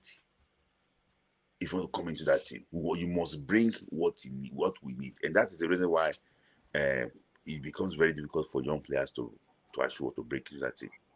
Mm. You also mentioned that Tuchel Nandi is is going to be playing for myself. That is a player that he got something that no other player in myself have. That he can someone that actually will come in and improve the team. So he mentioned so many things that I think that some players that have just fringe players, they could not break into the team because they don't have the right profile of what they need. Mm. It'll be interesting to see which players step up and can make up, the team in the future. I know, yes, time, as much as time flies, time still goes reasonably. And we have certain players that are not maybe at 28, 29, they can still play for another 4 or 5 years for sure. But ultimately they are going to have to be replaced. I think when I think of the core of the team right now, I'm looking at the Stanley Nwabali, Calvin Bassey, Olaino, we've read in Didi, Alex Iwobi, Ademola Lookman, Victor Osimhen. I think Mhm. every other piece, depending on circumstances, can be moved around. Certain other people can be given a chance to see who can really establish themselves. And when I look at that core, I honestly say, you know what, we have a solid core. Like we have a number of players that are reliable that we can count on going into any given match, and that is a good thing rather, because every team needs a strong core of players that they can always rely on. And usually when you think of the spine, from the goalkeeper to the center back to Yeah, the go have on spine, midfielder, yeah.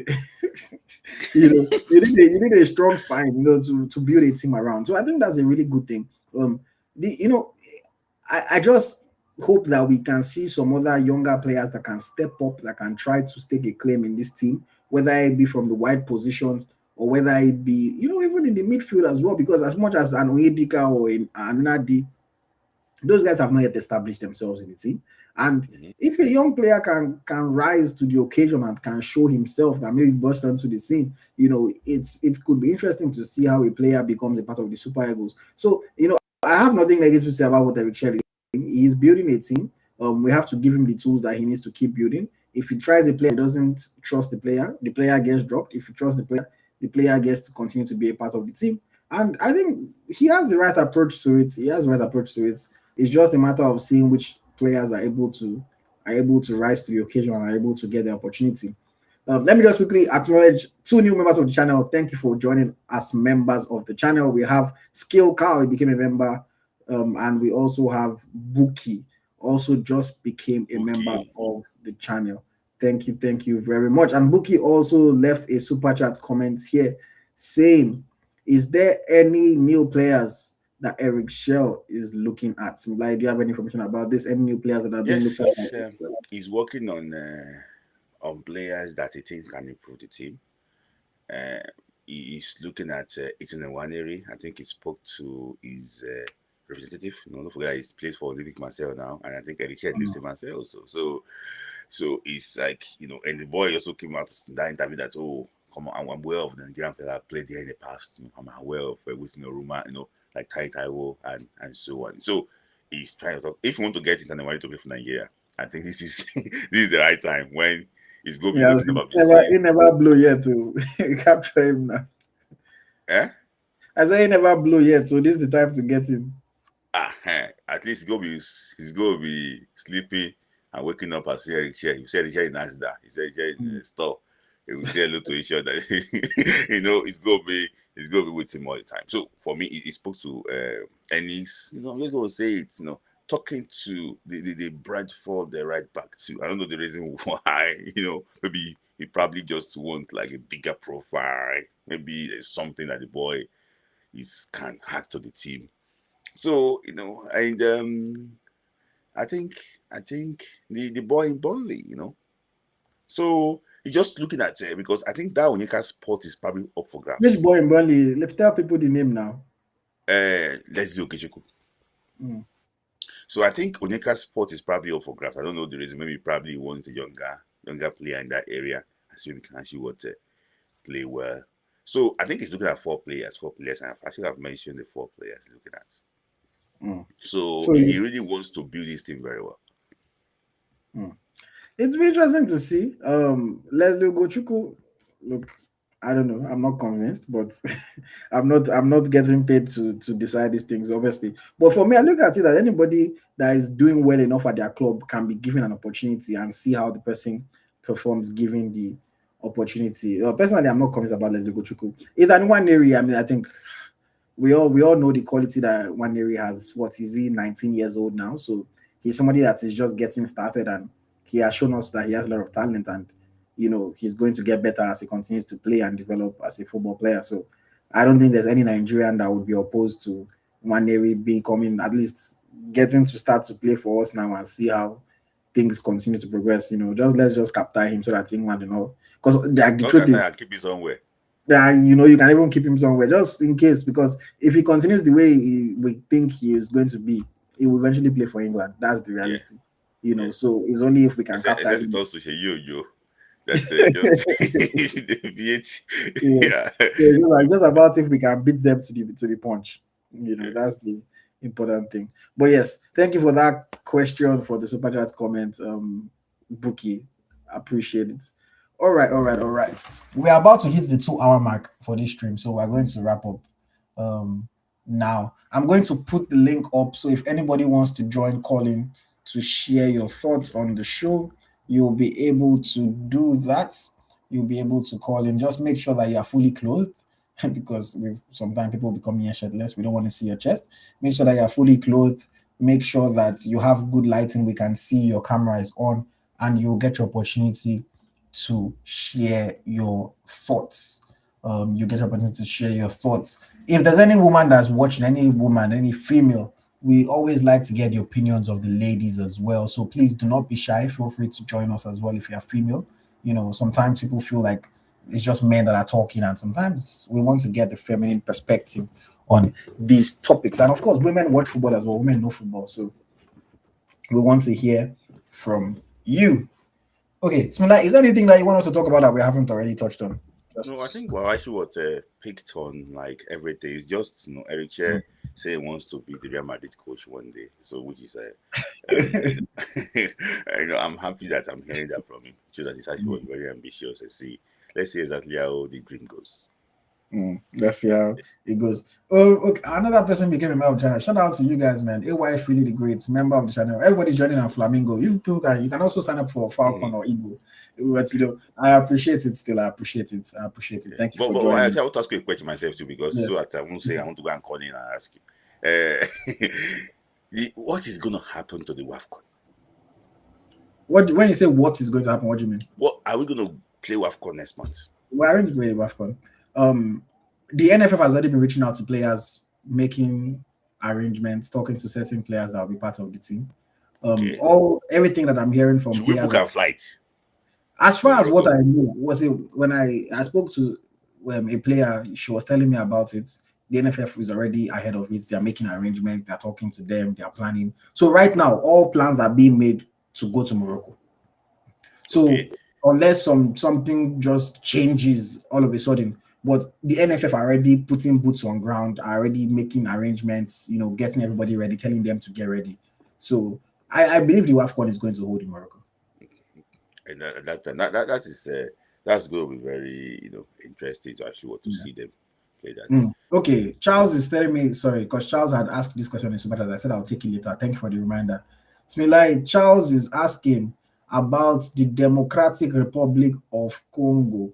What is happening over there? What is happening over there?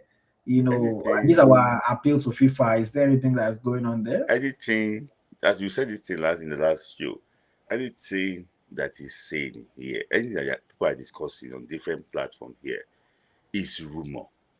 Mm, When things become official, we're gonna say it. I've been hearing people already celebrating and everything. Me, I don't do my thing that way until FIFA officially comes out and announce it. I don't want to be a politician that waits the polling unit and happy, and when you get to the just saying that you're no longer the winner again.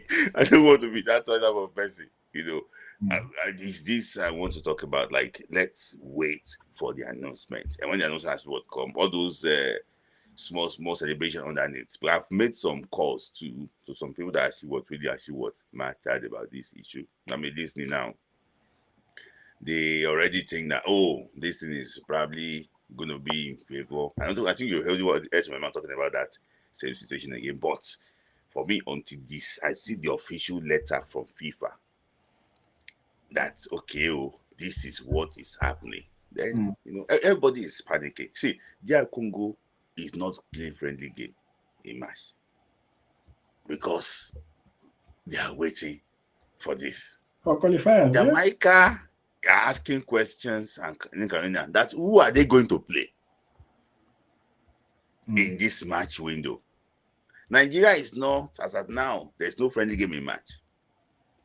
But there's friendly game in June to know exactly if something will happen in March. So everybody is playing the waiting game. So it's to wait on FIFA. Exactly. It's to wait on FIFA. And we'll see what happens, man. We'll see what happens. Okay, somebody rightly pointed out that we should acknowledge the Falconets, the Nigeria under-20 women's national team, who defeated Senegal by a single goal to nil in the first leg of their under-20 World Cup qualifier.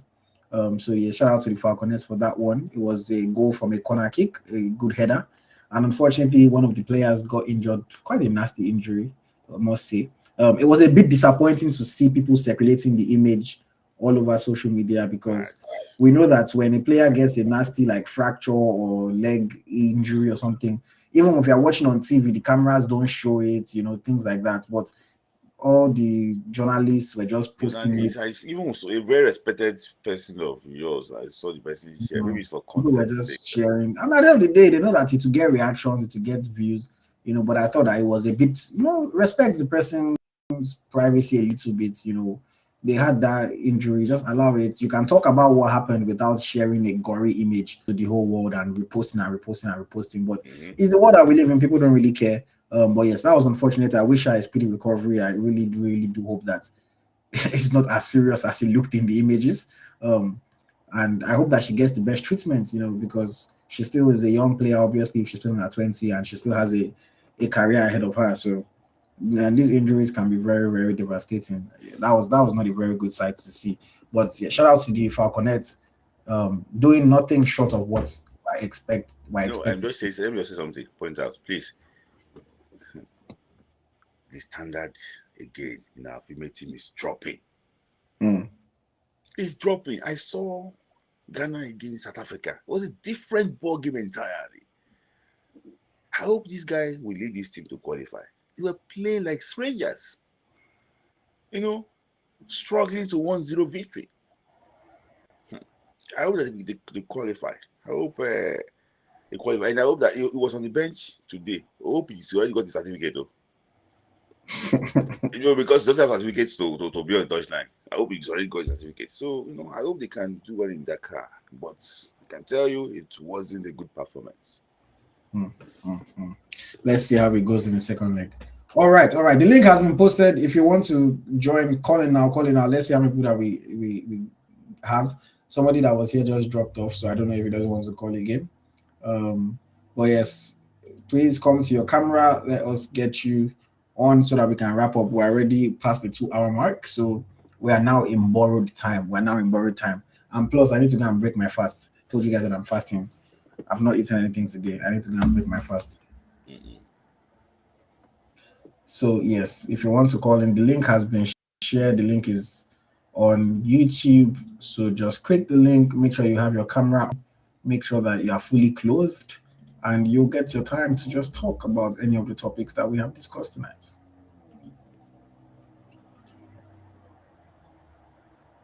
So what is it? If it does happen, AyoT, please come to Houston. I'll take you to the best US sport, Charles. If Nigeria goes to the World Cup, we'll see. Let's see what happens. By now, if we had qualified, I would have already been making my plans. To go to the. I want to ask you a question. Who do you think NFF should invest on? The Eagles or the Falcons? Who can win the World Cup first? Who can win the World Cup first? Is Eagles or the Falcons? Look, I have to go with the Falcons. Reason being that the gap between the Falcons and the best teams in the world, we've seen it. The gap is shrinking. It's not close, AyoT. No, it shows. I saw it at the Olympics. No, at the Olympics, we lost, but we lost by close margins now. But it's always you always have that feeling that it's gonna happen. Yeah, but that's what I'm saying. But it is a lot easier to say, okay, you can close that gap in the next 10 years than to say somebody that is even trying to qualify on legal terms, not on football terms, would now go and close the gap to the Frances or the Spains or the Argentinas, It's a lot easier for me to say, at least the Falcons win the win the Continental Trophy, and they go to the World Cup and they keep close margin. England only beat us on penalties last time. At the Olympics, we lost narrowly to Brazil. We lost narrowly to, it's only Japan in that final game that we opened up more, and then they played us well. But I think the gap is just closing a little bit. So if I really said I only have money to put in one of the places, I'll stay more on the Super Falcons. Who have a better chance of beating England? Is it Falcons against the Lionesses or Eagles against the Eagles play England today. We're losing 3-0. Eagles play against England? Yes, we'll lose. I don't think so. We'll lose. They are far more organized, far more chemistry. I don't think we're going to lose 3-0. We'll lose 3-0, I'm telling you. Huh? Eagles against England? I don't think so. We'll lose. I'm telling you. Eh? We lose. We will lose. What's the evidence to say that we will not lose, first of all? Like, what's the evidence that we're using to say we will not lose? Because we beat Algeria. No, let's like other than feeling, let's actually, like, is there any evidence to say we can beat them? Senegal beat England, though. Senegal are the African champions. Why are we compared to Senegal?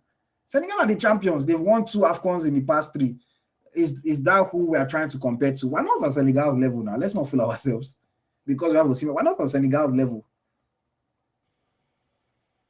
We're not on Senegal's level. So Senegal beat them. Falcons can beat Lionesses. They held them to penalties last time. They should have won under this Madugu. That's a different scenario entirely. I'm just saying that the Falcons, at least somebody can point to that game and look at how they did. Nigeria, which game would you point at and say that is the reason why we can beat them? There's no evidence other than feeling. And I understand how people are feeling, but is there any evidence? Somebody's asking, is there any evidence that England will beat us? The evidence that I can use for England is the fact that they are perennial World Cup semi-finalists. They qualified for the World Cup did they even concede a goal?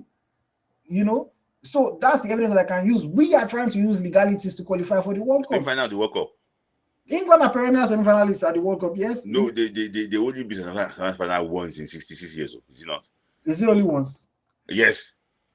What in Russia. They qualified in quarterfinal in Qatar. In Qatar. But see, you're not perennial. Okay. They are perennial Euros. Okay, that's an addition. They're not perennial. Okay. Yes. Let me not disrespect. Let me not disrespect the AFCON. But England do well at the World Cup. Euros, they went to the semis of the last 2 Euros. They have quality players. They qualify for the World Cup easily. Again, play against San Marino. Who did we play? Zimbabwe. San Marino beat Lesotho. Zimbabwe. San Marino beat Lesotho. So again, there is no evidence that the Super Eagles can win that game, except just believing because you are Nigerian. Just believing. That's the reality. Saying Senegal beats them, Senegal will beat us too. So let's not use the Senegal beat them factor. Senegal will beat us. I think Eric Chess Nigeria can beat England. Well, unfortunately, Eric Chess Nigeria is not going to have a chance because they did not qualify for the World Cup. If they play a friendly game today, I think Eric Chess Nigeria will beat a full England squad, not maybe a full Nigerian team too. Against a full England team. Yes. You think Nigeria wins? Yes. You will put £1,000. I think Nigeria will not roll it. You will be able to stake £1,000. Victor Osimhen against Harry Maguire. Harry Maguire is not England starting center back. But who is him against Mike Gueye? Oh boy. Wait, so Harry Kane, Declan Rice, John What Stones, is Declan Maguire, Rice? See, Jude it's because Bellingham. of Premier League. That's why you already It's see not this guy. come on now, like see, even me, I like to say that people overrate Declan Rice, but come on now. Like Declan Rice is better than every midfielder we have. It's not. It's about the chemistry. It's about the synergy. It's about what we And have. have way more chemistry. These guys have been playing together. These guys have been winning together. At least when I say winning, not trophies, matches. But they've been winning a lot of matches together. We are just getting into our flow. It's not as if I don't rate Nigeria. We're a good team. But like we need to first show it at our level before we now go and punch with the big boys now in the top 10. If it's I like what Fagoyiga said. He said if they should start the World Cup qualifier again, which is quite important, but say we will qualify before because you cannot say that if they should burn me in the 90s, if they should burn me in the 90s, by now I would have been a millionaire. And we cannot start all over. See, if it's Philly George Eagles against England, I will say you're right. If it's Eguavon's Eagles against Nigeria, I'll say you're right. If it's what's it called? Randy Wardrum's Falcons against Lionesses, you are right, AyoT. We nearly beat them in the World Cup. But Austin Madugu against Super Falcons of Nigeria against England, and also Eric Shell. Come on. The team have improved on Eric Shell. I believe that they can beat England. But, sorry. People are saying AyoT is putting emphasis on individual players. Obviously, I'm calling individual players to highlight their individual quality. But why are we acting like they don't play as a team as well? Like, go and check England under Thomas Tuchel. They've been playing very well. They've been winning matches. They don't concede goals. Like, I understand. Look, I know that it sounds like I've become England's biggest fan. No, but they're actually a good team. Like, realistically, it's like the way I wouldn't like to give Arsenal praise. But if you ask me, like, I have to admit that Arsenal are a good team right now. It's the same way with England. Like, I have to admit that they're a good team. Like, that's the reality. Like, because a team starts to do well over the past few months does not mean that they are suddenly better than a team that has been doing well for a while. England has struggled at the Euros. Not be Slovakia was 1-0 9 minutes and under this on the last Euros. Is it not just earlier this year that Nigeria narrowly beats Tunisia, narrowly beats Tanzania? Tunisia is going to the World Cup. All those people are mentioning are not going to the World Cup. Smith Layi, when last did England concede a goal in a competitive match? When last did England concede a goal in a competitive match? Forget those things, AyoT. Okay. They are playing in Wembley where I think they collect 4. Was it not 4 against Hungary one day? Was it Hungary one day or so? Okay. So we see exactly how it happens. I hope that I want us to make it. But if they want to be a friendly game, they should play against England. I want to test something.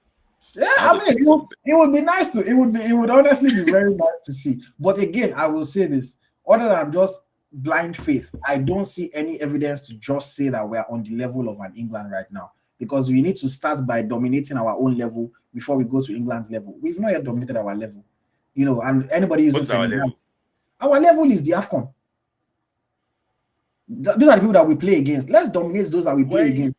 When Senegal beat England, they were second-ranked team of AFCON. Remember, they crashed out in the second round. But Senegal, we know. Like, see, if Argentina lose in the group stage of this next World Cup, it does not suddenly make Argentina a poor team. It means that they had a poor tournament, but they are still good. England might not be the best. They're never able to be good enough to be the best, but they are good. There's a reason why they're at every World Cup. There's a reason why they get to the quarterfinals, why they get to the semifinals of the Euros. So they're a good team. Like, they just haven't been able to. England is like England now saying that, bring France, bring Spain, we'll beat them. No, now they can't say that. Because they've shown no evidence that they can beat those teams, even though they are good. It's the same way we are good, but we haven't shown evidence that we can beat those teams that are at that level higher. I will agree with you. I can see from your own angle, from your own point. When it gets there and it happens, I will hold my hand up and say, "Wow, the Super Eagles have really risen to that level." But they need to rise to that level first for me to say it. They need to rise to that level first. I hope that we play England, then everywhere go blow. See, like I've built a business to make hundreds of thousands of dollars. Does that mean that I will now come and I look at a millionaire and I'll tell him I can do what you've done. I have to go and do it first. When I make millions of dollars and I can tell a millionaire that I'll do what you do. So that's the way I look at it. Somebody that has never built a business cannot come and tell me, AyoT, I can do what you do. Go and do it. Then come back and talk to me. So that's the way I look at it. When we do it, I will say, yes, we've done it and we can do it again. But we haven't done it yet. We've never won AFCON since 2013. And I'm not trying to disrespect the AFCON, but that just kind of shows that, okay, we at least have dominance among the teams that are ranked close to us. And we're not yet on Senegal's level. We're not yet on that level. We're not on Morocco's level. What do you say? We're not yet on Morocco's level. So we're not on Morocco's level. We're not. Morocco will be central. Are we on Egypt's level? We're past Egypt now. As of today. Are we on Ivory Coast level? As of today, yes. Now we've passed Ivory Coast. We're at the same level with Ivory Coast thereabouts. Are we on Cameroon level? We have passed Cameroon's level as of today. And are we okay? Are we on Ghana's level? Ghana no get level. Ghana no get the level. We're like on par with Ivory Coast as of today. Similar guys. Morocco reached the semifinal of the World Cup, reached the final of the AFCON. We can say, let's be realistic. We can beat Morocco. Don't get me wrong. But we cannot claim to be on their level because they've done what we've not done. It's the same way Senegal, they've done what we've not done. So we cannot have not done what we have done, AyoT. We have won the AFCON 3 times. But Morocco won the AFCON 3 times.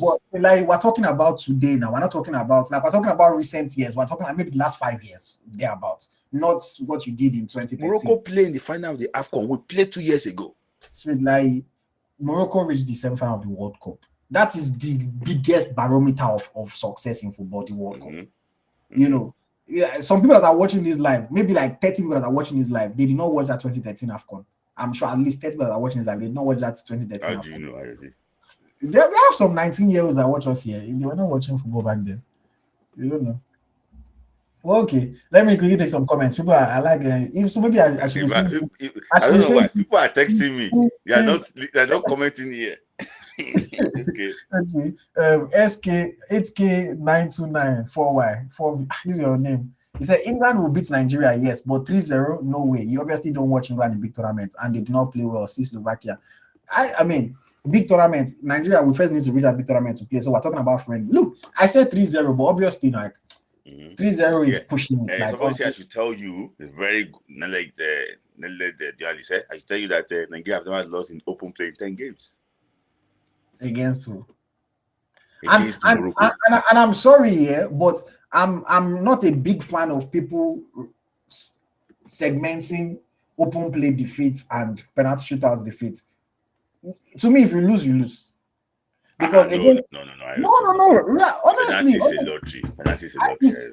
I don't see. Okay, penalty is a lottery. Okay, let me accept penalty lottery. Against Morocco, we lost on penalties, but we got outplayed. Against DR Congo, we lost on penalties, but we got outplayed. We could easily have lost those games in regulation time. Against Morocco? Yes, we got outplayed. Against Morocco, we did not stand a chance. We didn't stand. Like was there a single moment in that match that you thought Super Eagles might score? We got outplayed. I know that referee was part of it. Don't get me wrong, but I'm just saying we didn't stand the chance against Morocco. So the fact that we managed to drag ourselves to penalties, but we did not lose in regulation time. Okay, factually, yes, we didn't lose in regulation time, but we could have easily lost that game. We could have easily lost that game. So for me, when you just say we've not lost regulation time, sometimes it masks the fact. And again, see, I know, okay, maybe if you are saying because I said 3-0 was pushing it now, maybe they'll beat us 2-0.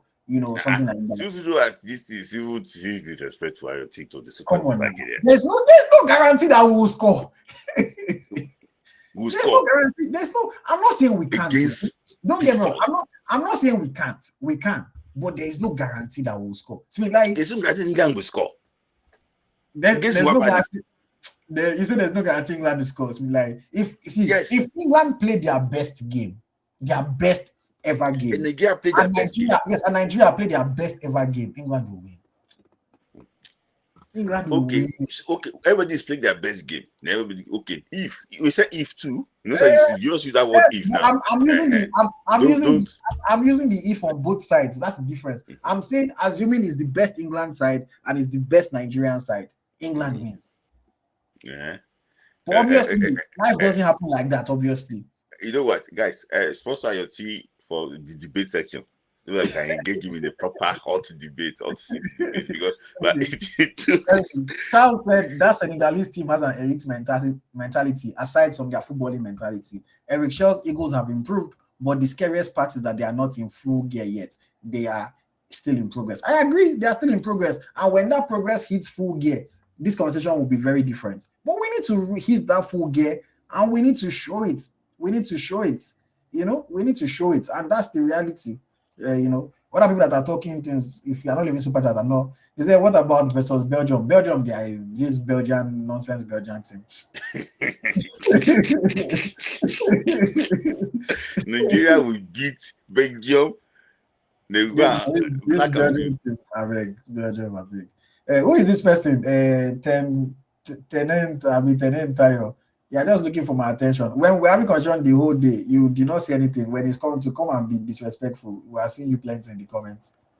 I'm just, in fact, I'm even going to just remove you from the chat. You'll be talking to yourself. No, but this Belgian team, I beg. There's nothing that this Belgian team wants to do. They are not really a good team right now. If this was the Belgium of the De Bruyne's, the Hazard, the Dembeles, company, it would have been. If it was Nigeria of the Achilles, the Ulysses, and so on. So Okay. let's use the if. And we go. No, but I'm saying this Belgium, I don't rate Belgium right now. But England, I don't think England are on the level of France or Spain or Argentina. But England, they look good to me. They don't concede goals and they score 1 or 2 in every game. And that's what I'm holding my own on. Nigeria, we concede goals. We didn't concede in the last few matches, but we got out. When last week conceded 4 goals? Why is 4 goals the barometer? 4 goals is I'm plenty. just saying it. 4 goals is embarrassing. I know, but I didn't say they will embarrass us. They won't embarrass us. No, I'm just saying that England collect 4 goals against Hungary. 4 goals is embarrassing. When last week conceded 4 goals? Realistically, they can bring people on so that we can. Nigeria is not going to be embarrassed, except I don't think there's any team that will embarrass us and just play us off the park. I don't think so. See, I think the 2 teams, only few teams can beat Nigeria. Only few teams can beat Nigeria. Yes. But here's my whole thing. How do we make this argument without any evidence? That's what I'm saying. We're arguing based on evidence. We're arguing based on feeling. And for me, I like to back my feelings with some evidence. For example, now before Morocco went to the last somebody said Portugal and knock us 4. That's true. In that friendly, was it 4 Portugal when we played Portugal? That friendly, that is now. Pacero's years are Kankamu years. Where they also cut. Pacero, that's our last AFCON final. Those look at those Paceros. This thing with those friendly. Senegal scored England 3, not 4, 3-1. And that's the reason why when it happened, it was like, wow, Senegal beat them. But again, why are we comparing ourselves to 2 times in the last 3-time AFCON champions? We're not on their level now. What are we talking about? We're not on their level. I don't know why people are trying to compare us to Senegal. We're not on Senegal's level. Let's be as much as we might say England are not that good, but we're also not on Senegal's level. We are respectfully to the Super Eagles. You need to achieve it. Then say, so I see Michael, it's like you're not listening to me. My evidence is England's performances in their continental competition, England qualifying for the World Cup with ease, not conceding goals, scoring goals, and the quality of players is everything put together. Nigeria, what is the evidence from Nigeria to in the last 10 games? Let's look at the last 10 games. So the football did not happen only in the last 10 games. And again, we've played a lot of games recently that England have not. So obviously, if we only use the AFCON and the 2 matches for the AFCON, then you are looking at the very 1 tournament sample size. But I'm looking at maybe the last couple of years. Is this 10 sample size not enough to make a conclusion? It's big enough. No, but I think it's comparing apples and oranges because England have not played 10 games in the last 2 months. If they had, then I would say, okay, fair enough. But England's 10 games is span across the span of maybe a whole year.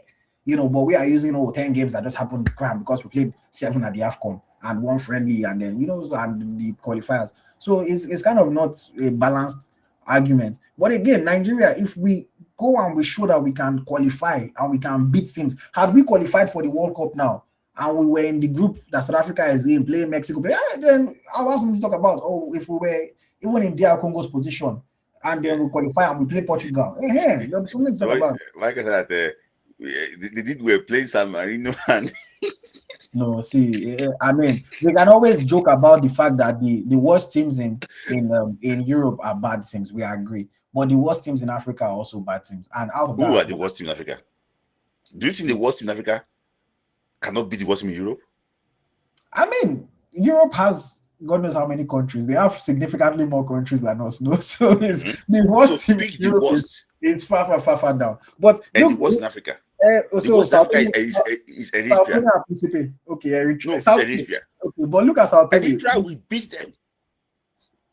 Okay. Yeah, okay. See, that's again feeling. No, not feeling. No, it's based on evidence. Michael said you're as good as your last games, AyoT. And I agree, you're as good as your last games. Nigeria's last game was struggling to beat Egypt in the third round match. Before that Egypt, you are saying Egypt. 7-time African champion. Please. See, before that game was getting outplayed against Morocco in the semi-final. Before that game, yes, we beat Algeria squarely. I agree. We beat the other people, Mozambique. Yes, England's last games 2-0 against Albania, comfortable. Before that, 2-0 against Serbia. Before that, 5-0 against Latvia. Before that, 5-0 against Serbia. 2-0 against Andorra. 5-0 against what? Against Serbia. And before Serbia, what was it? 5-0 against Latvia, 5-0 against Serbia. Latvia. See, it's like if we close our height. Latvia and Mozambique is stronger. Mozambique will beat Latvia. See which player they have getting Katamo, they have Mozambique will beat Latvia. Which my main thing right now, the reason why I respect England right now, honestly, is their ability to not concede. That's honestly the reason why I respect them right now. It's not even against which team. It's not even as if I think that they are that. It's you can't say against which team. We are conceding against Tanzania. We are like, let's not make it sound. We are conceding against Zimbabwe. We concede against Rwanda. So let's not make it sound as if we're gonna play rubbish teams and we are playing top teams. We also play some bad teams now. Do you think Tunisia cannot be Serbia? See, I don't know. Okay. Yeah, let's get it your way so that we don't argue for 4 hours. Yeah. I don't know. Look, I don't know. Again, it's not. Somebody said Albania. Don't they do half decent when they qualify for the World Cup? Those things like we forget these things, like as if these countries we don't see them. It's easy to, when Spain is trashing your teams, it's easy to say, oh, they are so useless. When England is beating them, it's easy to say they are so useless. But then when those teams qualify for the World Cup, the worst European teams that do qualify for the World Cup, they do better than majority of the African teams. It's not from African football. Like, look at it now. When we go to the World Cup, we see the bad European teams at the World Cup. They do better than the good African teams or the bad African teams. We have maybe 1 or 2 African teams that significantly do well. So it's like, again, I'm not trying to disrespect African football. I'm a big champion of Nigerian African football. No, Albania doesn't go to the World Cup. They go to Euros. And we see they try at the Euros. Those can go there too. Stand right there, but again, I mean, you can look at it. You can look at it like that. But okay, see, let's look at the last World Cup. Let's look at the last World Cup, 2022 World Cup. Yeah, 2022 World Cup. Let me go to the groups. So we had Senegal qualified second in their group. We had Tunisia finished third. Who finished last in that group? Morocco won their group. In Tunisia's group. Tunisia's group last was, who was last? Last was Denmark. Thank you. First was also France. Yes. Thank you. Yeah, But okay, so what I'm saying is that if you ask somebody now, realistically, like if I say who wins Nigeria, Switzerland, many people will say Nigeria. Of course, we can beat Switzerland. Who does Switzerland have? What are their results? But this is a Swiss team that finished second in their group. Cameroon was third. Mm-hmm. Yes, I know Serbia was fourth, but Cameroon was third. Tunisia were better than Switzerland. And Switzerland, they hold their own. We see them when they play against good teams, they hold their own, even though they And end do up you think losing. Cameroon is even anywhere near their destiny at all? No, so like, I'm just saying, at the end of the day, look, we're using feeling to say we are that good, but we need to show it. Like, that's just my whole thing. If we show it, I can't come here and deny. Like in Africa, I will tell you that we will beat most teams in Africa because we've shown that we can beat most teams in Africa. But when it goes to the world stage, we've not yet shown that we can beat these teams at the world level. And unfortunately, we're not now qualifying for the world competition to go and show it. So we can't show it. So it's just based on feeling. And that's why some people, that guy that was being disrespectful in the comments, it's like you are disagreeing with me, which you are allowed to do. But when you're being disrespectful over something that is your feeling, again, I try to use my feeling and back it up with what I can see, you know? And right now, I just can't see claim that Nigeria, essentially, if we're saying Nigeria can beat England, Nigeria can beat them, we're saying Nigeria is the top 10 team in the world. And what's the evidence to back that up? It has to be on the field. When we get the results, I will say it gladly. But we've not done it yet. We need to get those results. Yeah, I see. Yes, but if you want to, and I like this conversation, honestly. We didn't plan to debate, but it just came naturally. It's nice. I enjoyed it actually. Somebody said, I never see Albania, Andorra, San Marino, do well at the Euros. It's the same way the likes of Ghana don't qualify for the but again, Sao Tome don't reach the AFCON. There's in every continent there are trash teams. In the 50. In the last World Cup, is there any African team that finished last? What do you say? In the last World Cup, is there any African team Ghana finished last? Ghana finished last, though. Ghana finished last in the last World Cup. So, Ghana finished last. I see, like even the times that the Super Eagles were doing well, when I say well, they were qualifying for the World Cup. We still got to those World Cups, and then we face teams like Greece and lose. I know we'll say red card, but we lose against teams like that. We draw against teams like Iran. So we've shown it that no matter how good we are doing at our continental level, when we reach the world level, we've not been able to quite hit those heights. Realistically, we've not been able to quite hit those heights. Even when we've won the AFCON in 2013, we got to 2014 World Cup. How do we do? So, yeah, okay. A lot of people have been waiting seriously. A few people on AyoT. Okay, let's bring. We have what? Kingsley, your camera, I can't see you, so Kingsley, I don't think I'm going to bring you on. I'll bring on Sean and I'll bring on Olu. But yes, I've liked this debate. Don't worry. I really enjoy it actually. Don't worry. I understand both sides of the argument, to be honest. But again, I just want evidence. Okay, Sean, welcome.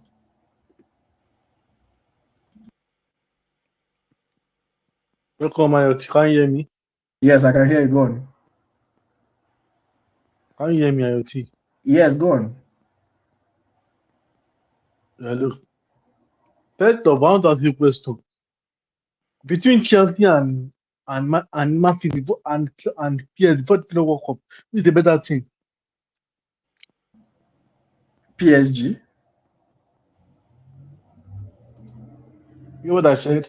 Before the World Cup, who is the better team? PSG. The World Cup. Fine, who is the better side? And Chelsea, yes. Yeah, I said PSG is the better team now. Okay. Who won the cup? Chelsea, Abi. Don't tell me that. Based on start and everything. Right now, who is the better team between Chelsea and PSG? PSG is the better team than Chelsea.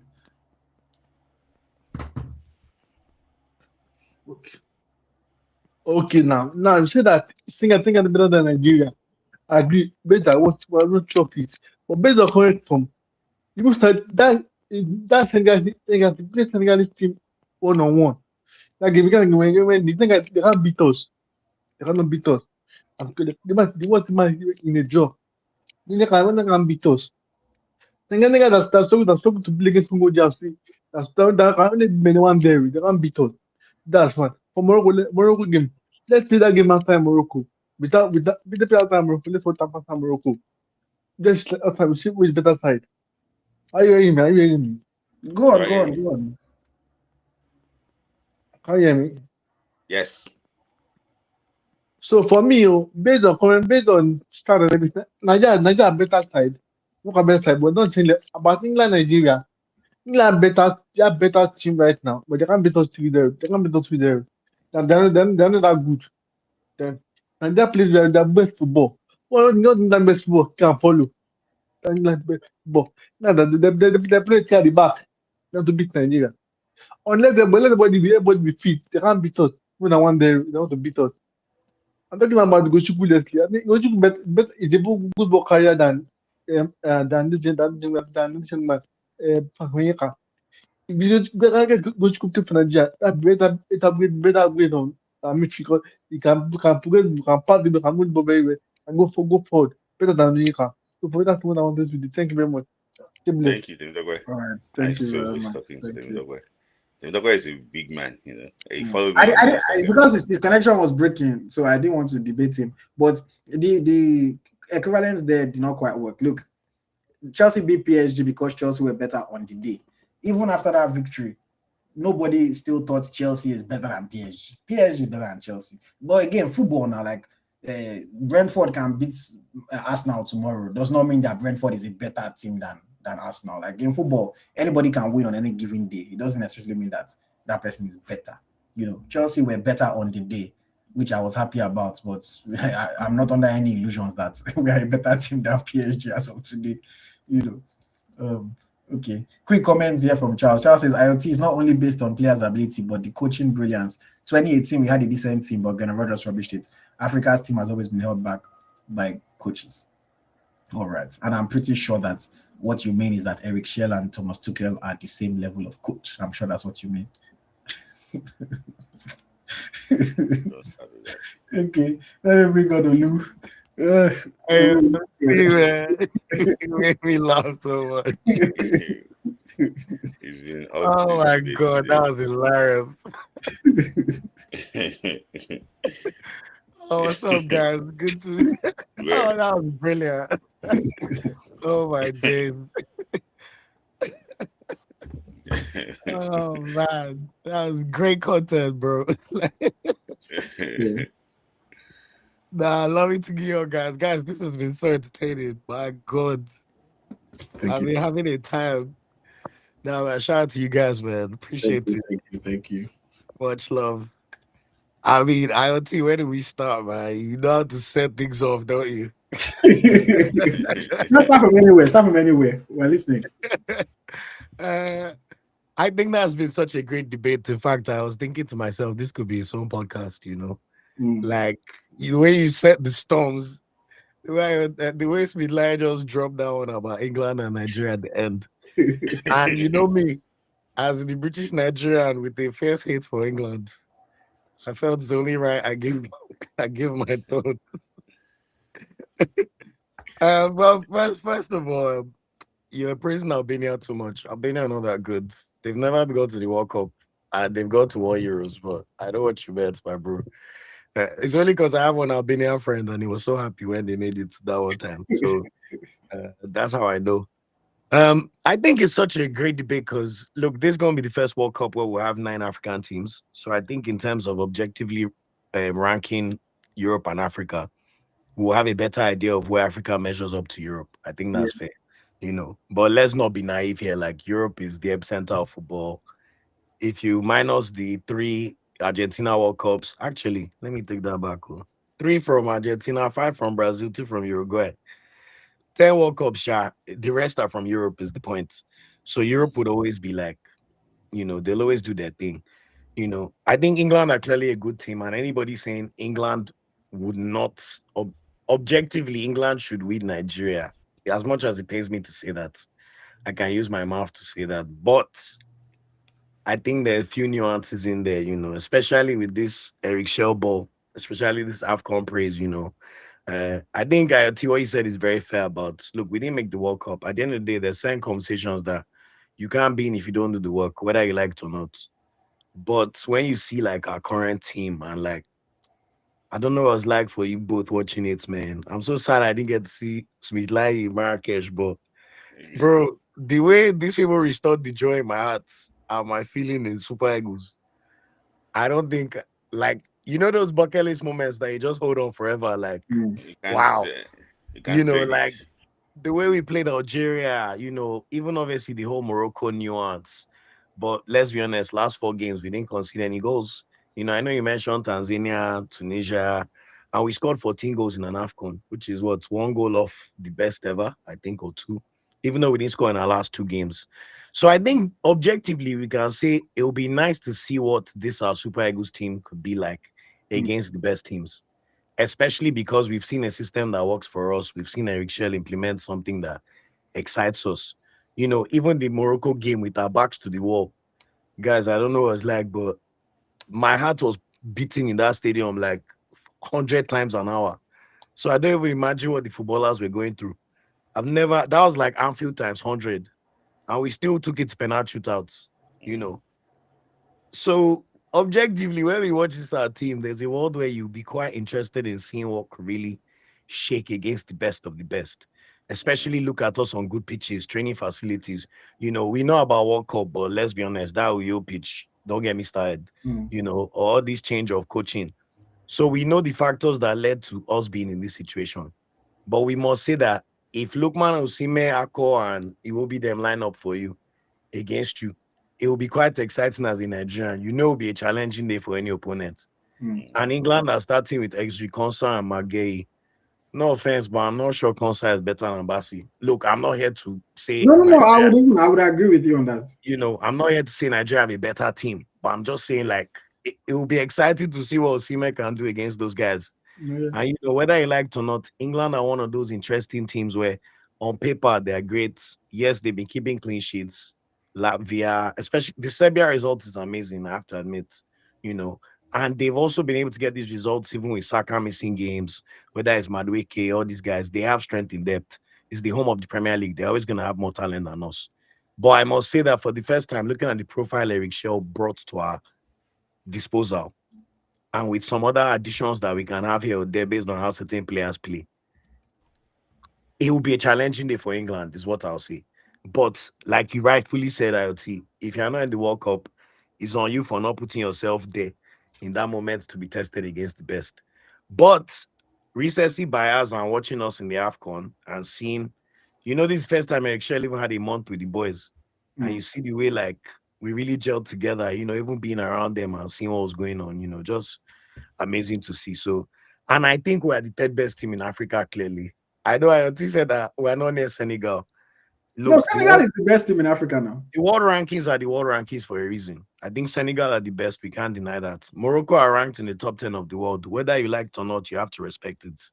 Like, there's a reason they got there. And look at their performances. Even something as crazy as that Papsa goal was only the third competitive goal they considered in the whole year of 2025 plus the small 2026. If you exclude Arab Cups in competitive matches. Like, Morocco are objectively fantastic, but I think Nigeria, from the evidence, we can confidently say, okay, we feel good in third place. And we pushed so-called second all the way to penalties in their house in the most hostile atmosphere I think I'll ever experience in my life, to be honest with you. So even Senegal, let's be honest, on a good day, if Osimhen gingers for you. But it's funny how I don't know if you watched City yesterday when they talk about Haaland's record in semi-finals and finals. And I was thinking the same about Osimhen, that wait, semi-final and finals. So as if Osimhen, I'm not trying to put an agenda across, but let's just say every time we're like, oh, we're sure Osimhen's going to cook for us. Especially these last semi-final and the last final, barely any shots. So maybe there's something we need to work on there and improve on, sharp. But I think that was a great debate, to be honest. No, and Olusi, I'll just say this, like, honestly, like, see, do I think that the Super Eagles have a chance against any team? Of course. Yes, we do. But again, for me, it's just a thing of the last time we faced a team that I considered to be a strong team, we did not have a good game. That's the Morocco game. That's for me, realistically, That's the only team that we faced at this AFCON that I was like, okay, this is a strong, it's like They top outcoached us, for sure. and they outcoached us. And that's the thing. I don't doubt the quality of our players, but again, it's a combination of everything. Other teams that we're talking about, the Englands, the likes, they have just as much quality as we do, if not more. 100. I want to ask you a question. So wait, so Smilai, so ultimately now it will come down to how we are able to coach ourselves on that day and perform on that day. And for me, I think that's it. That again, that's why I said, assuming both teams play their best games, Their best, I would expect that their coaching and their talents would eventually be superior to ours. It does not mean maybe 3-0 was a bit like, come on now. But no, I think that's what set people off. Yeah, objectively, England actually. Objectively, like if the match is scheduled today, England will be odds on. They'll be favorites. They'll be favorites, yeah. So that's kind of our odds will not be as bad as we saw before. And objectively, maybe it will be like 3 odds for Nigeria. You know me, I like to put the needle into England. Yeah, I know. England are World Cups. No, right? They do well in the group stage, yes. Well, we can only dream of this in friendly now because. And I wanted to just correct something. AyoT, we actually I know we've missed the last 2 World Cups, but we've gone to 6 World Cups and made the knockout round 3 times. Now that's nowhere near England, I agree. But compared to, obviously, once you make the semi-final, I get is the best. But we're not like Cameroon that, apart from that, they're 1990 quarterfinal. They've stunk up the World Cup every time. Or Tunisia go there and just make up the numbers, let's be honest. So that I think that's what even hurts us the most. Like, look at you in Canada. Like, it would have been amazing to watch these guys in this in the World Cup just to see where we even stack up, But I think when you look at what Eric Shell is building now with a few additions, and now I won't lie to you guys, I have to add this caveat. Guys, that Morocco match, we must just accept it as one-off. I've never seen anything like that in my life. Like a whole stadium, every minute, every second. Bro, they were chanting Bono once they blew for penalties. I've never experienced anything like that in my life. They are not sad. They've not won AFCON in 50 years. Their immediate thing is, how can we support our team and over-push and over-exert influence? So for the boys to even take them all the way there to where we entered, we know the caveats of the match, Mr. Ghana ref and all that as well. Let's just say, it's a shame we're not going to World Cup, but I like our chances against anybody. We will likely still lose to the tier 1 nations, but where I slightly disagree is all them Switzerland. I love what you said about Switzerland because they are a very accomplished side. You are right that they always make round of 16s. But when you look at who we are showing up, especially with Victor, I still think we need to beef up our team minus Victor. Obviously, we saw the structure, but you would like your chances against like a Switzerland. See, Olu, you're not wrong. Like, we would like our chances in those kinds of matches. Again, but ultimately, for me, it just comes down to the only way that we can back up all these hypotheses that we have in our head is by evidence and by us actually going. And if we qualify for the World Cup now, it will be like, okay, why are we even arguing? Maybe we'll see it in June. We'll see on the pitch, We'll see what they're going to do. I will know whether or not they're actually on that level or not. But unfortunately, we can't see it unless the FIFA whole thing goes in our favor and we go and qualify. But it's better not to get excited so that. But for now, it's just like because again, I'm not just saying I'm not going to disrespect the Super Eagles, but again, I think of the last World Cup we went for 2018, we finished third in our group. The one before that in 2014, yes, we qualified in our group, but let's not pretend like we looked amazing in that group stage. We qualified, and then we lost in the next round. So it's kind of like it's not. I know there are many people say, we could have beaten France that day if not for this, if not for injury. That's the thing that makes us say what if. Because I'm sure Smith will even agree. This football I watched in this Morocco, both from Lagos and from in my eyes, I haven't seen it since maybe like AFCON 2000. I don't think we're exaggerating. Olu, you're not wrong. See, the AFCON, the Super Eagles were playing football. Everybody could see it, whether you were watching on TV or your laptop in the stadium, everybody could see it. And it makes you excited. I agree. Like, it makes me believe in this team. But I think for me, I just give respect to those that have been there, done that, versus those that are saying, I can do it. Just like the example I was giving. Yes, so I believe I know business and I believe that I can make millions. But until I make millions, I can't go and talk to a millionaire and tell him, guy, I will do what you can do. Go and do it, then come back. It's the same way somebody will tell me, somebody will tell me, oh, AyoT, it's just because you're on YouTube, you're talking, you don't know what you're saying. Oh, you don't understand. And I'm like, okay, fine. If you don't think I don't know what I'm saying, think I don't know football, anything, fine. YouTube is free now. Social media is free. Oh, yeah, you go and do your own, build your platform. Then come and tell me that, you see, myself, I've done it. Until then, you cannot chat to me. I just think we cannot chat to England yet. I think a good summary, just to wrap, is honestly, England will beat Nigeria like 2-1, 3-1. But on a good day, there's a world where Nigeria can beat England or get a draw. And that's fine. Okay, and so you wanted to say something. Let me say something. Football doesn't work that way. The moment, if you are carrying book, you have to say that to check record and everything. The moment you can match your team on that fateful day, it's up for grabs. And games is about moments.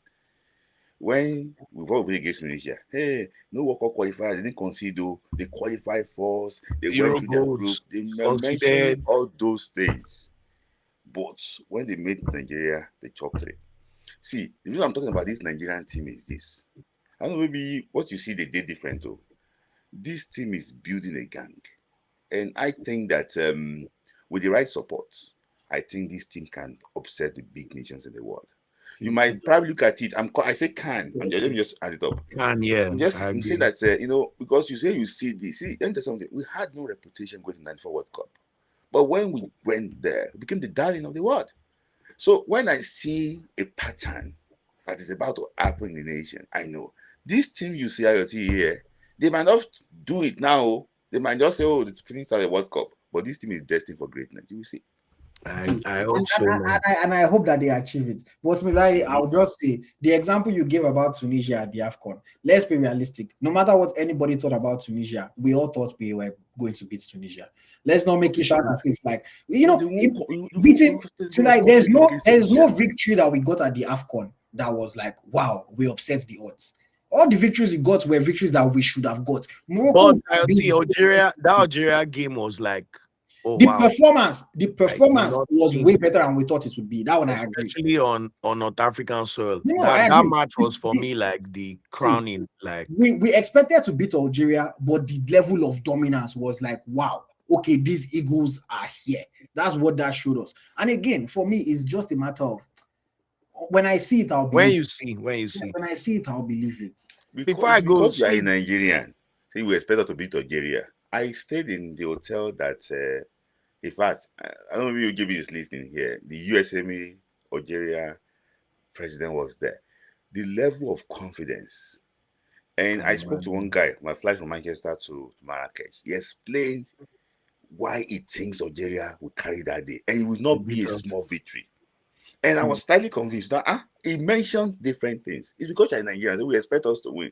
Even against Morocco, I watched your preview against Morocco. It's the same way it's because we're Nigerians that we can say that we'll beat England. Sometimes, there's one thing. Sometimes I might say that my head is telling me something, and my head is telling me something. If I see that, I just see a pathway in this team. I just see that something good is about to happen to the country. So let me see. I know that you're thinking about evidence. You have to bring evidence to court, AyoT. But the issue is the issue that football doesn't actually want to work that way. Honestly, it doesn't actually want to work that way. The reality of it is that we all know that in football, on any given day, anybody can beat anybody. Yeah. It can happen. But again, if a Brentford is supposed to play against an Arsenal today, Brentford cannot come and tell you, I'll beat Arsenal. It does not mean that on that day they cannot go and shock us now. It's possible they can go and shock us now. They cannot come and be shouting. We have to finish 1 hour ago. Let me just say this, AyoT. After the shambolic performance in first against Tanzania, even if you think we go beat Tunisia, you go there. No. There was no doubt in my mind. There was no doubt in my mind. Did you go and watch my match preview again? There was no doubt in my mind. I was expecting us to go and beat Tunisia. AyoT, you Because are always even, optimistic. even before, like, You are even always before, optimistic, AyoT. Your patch review. You are No, always I think optimistic. maybe we all thought we'll win. We all thought we'll win, but Even we the said, we see, manner we won and how quickly we went yeah, 10 up and like is the 75 minutes of most just difficult moment. You will still say the big moment now. My no, prediction. but you know that, see, in certain moments, You will still be optimistic. I'll be optimistic, but I'll tell you that it's going to be a tough game. It's going to be this. I'm not sure about this. Like, where's Bilal go to? You know, I always try to balance it. That Tunisia game, the one that I was a bit like, okay, I think Algeria, I predicted 2-1, I think. Or I think that's what I predicted for Algeria, because I thought Algeria would be tough. That one, it was not tough at all. For Morocco, I thought it would be tough, and it was tough. It was even tougher than it was tough. and it was tougher than I even thought it would be. Okay, Charles, let me. I don't know what happened to Smith Layi's connection. Let me go before I go. I just want to ask you one thing, I beg. Okay. That your question on Super Falcons was great. That he said about who would you back to win the World Cup. I thought your defense was great because Super Falcons World Cup, man, losing on pens. You see that angle there of like, is our gap that far? But then, man, look at all these Osimhen, Lookman things we are seeing. You know that the hardest thing in football is scoring goals. So let's just say let them back everybody up. And I just want to. Someone was saying they disagree with me about the Osimhen thing. I want to be clear. Like me, I was on the side of Osimhen. I was even defending him so much about all that stuff. But in hindsight, I'll be honest. I took my time and I was like, bro, there's a way you even react on the pitch. Like he was trying to lil bro Lookman, bro. Like there's a way we even talk to somebody. Like, let's be honest, if you play at Man United, will you do that to Bruno Fernandes? Or Arsenal, Saka. So I'm just trying to say that there's a way you manage your behavior, like you were saying, IoT. And let's be honest, I was even there. You heard after about like how he threw a straw up and was on the bus by himself and ate by himself in the night, just acting like a little bride. Like it's just like, bro, like come on, like you're winning 3-0. So the whole thing Eric Shaw says about aggressivity, we take it, let that one continue. But let's be honest, call a spade a spade. In Turkey, they can't even believe Osimhen is in the Turkish league. Like, who's gonna criticize him or be fishing for things? Or that's why he's collecting the salary of a whole team, bro. And let's be honest, that how do I say this in a respectful way? Osimhen, I'm not sure how many characters Osimhen has around him that can like challenge him. Let me just put it that way. Or just in terms of giving advice or certain things. That's not my place to say, but I would be of the opinion that someone like Osimhen should have like the ICC agencies behind him. Them James Bartlett, all these kind of guys, George Mendes, not all this, let me have intermediary. But I don't want to say it speaks to his character in a way, but you can see in certain decisions that are made or choices, I can see why he will be in Galatasaray. That's what I was just trying to say. Not that. Because in England, bro, as you know, IoT, whether it's Chelsea or Arsenal or Man U, we're all big boys. In the club, you're going to be a big boy and they'll treat you like a big boy, but everybody's a big boy too. Yeah. And that's just how it's going to run. So can your ego manage that and not point fingers on, certain things? That remains to be seen. So we move, man. In the absence of Smith Layi, just stay on. You are going to help me close. No. Smith Layi has. I wanted to ask him about Congo, man, because bro, let me just quickly take. I have 2 comments from Charles. I just want to quickly take. So Charles says Senegal and Morocco invested so much. I envy them. Meanwhile, that Agbero is still talking about stadium instead of changing the statutes. So he's talking about the investments to make. That's the reason why Senegal and Morocco are 1 and 2 in Africa. And IoT, I won't lie to you, it was evident in Morocco, bro. Everywhere I went, they have 5-a-side pitches everywhere in the country. Every training pitch. Super Eagles were using Raja Casablanca's training pitch for the 3rd place match. If you see the pitch, bro, we know what our players are using when they are holding their own mats to go and be doing stretches in Uyo. You can't cheat preparation. I met a guy in Morocco. He said football is national strategy. That from top to bottom, bro. Everything you're trying to do, Eagles tracker. In fact, God bless you for the vision. Bro, in Morocco is there. The grandmas, every kid, everybody had a Morocco flag, hats, shirts. They're selling it everywhere in supermarket. Like everybody this button. This is a country we know AFCON in 50 years. So what we still need to get to and what we need to invest. And See, those men they were all in Morocco. I saw them.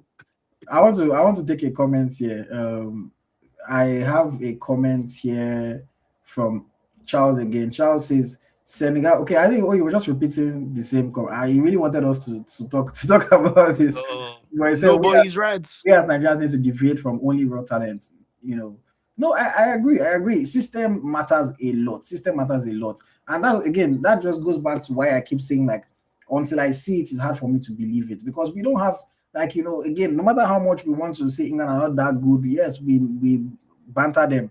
There's still their system, there's evidence, like they've shown it. We need to show it. And again, if we're not at the World Cup, it's just like, how are you hating from outside the club when you can't even? It's almost crazy. It's almost crazy. And I understand Nigerians having. And we're not Italy with 4 World Cups to be like. Okay, the reality of it is that, if the game is actually made today and I had to do a match preview, I will come and tell you that the Super Eagles have a chance because I believe in them. Yeah. But I'm just thinking, like, if I was not Nigerian and I was looking at it, I would be like, of course England. Yes, when you mention, we've got Osimhen, Lookman, they'll be like, ooh, that's good. They have maybe close. They have Saga, they have Eze, they have no. Let's not even get into They have players as well, coaching. And I think what you said is amazing. Like, what we can say is our country is very good at punching above our weight, especially in AFCON. When you look at the amount of medals we've gotten in AFCONs. But bro, one thing I love about this last AFCON in Morocco is how you can almost say objectively every country ended up where they belong in the ladder of African football, give or take 1 or 2.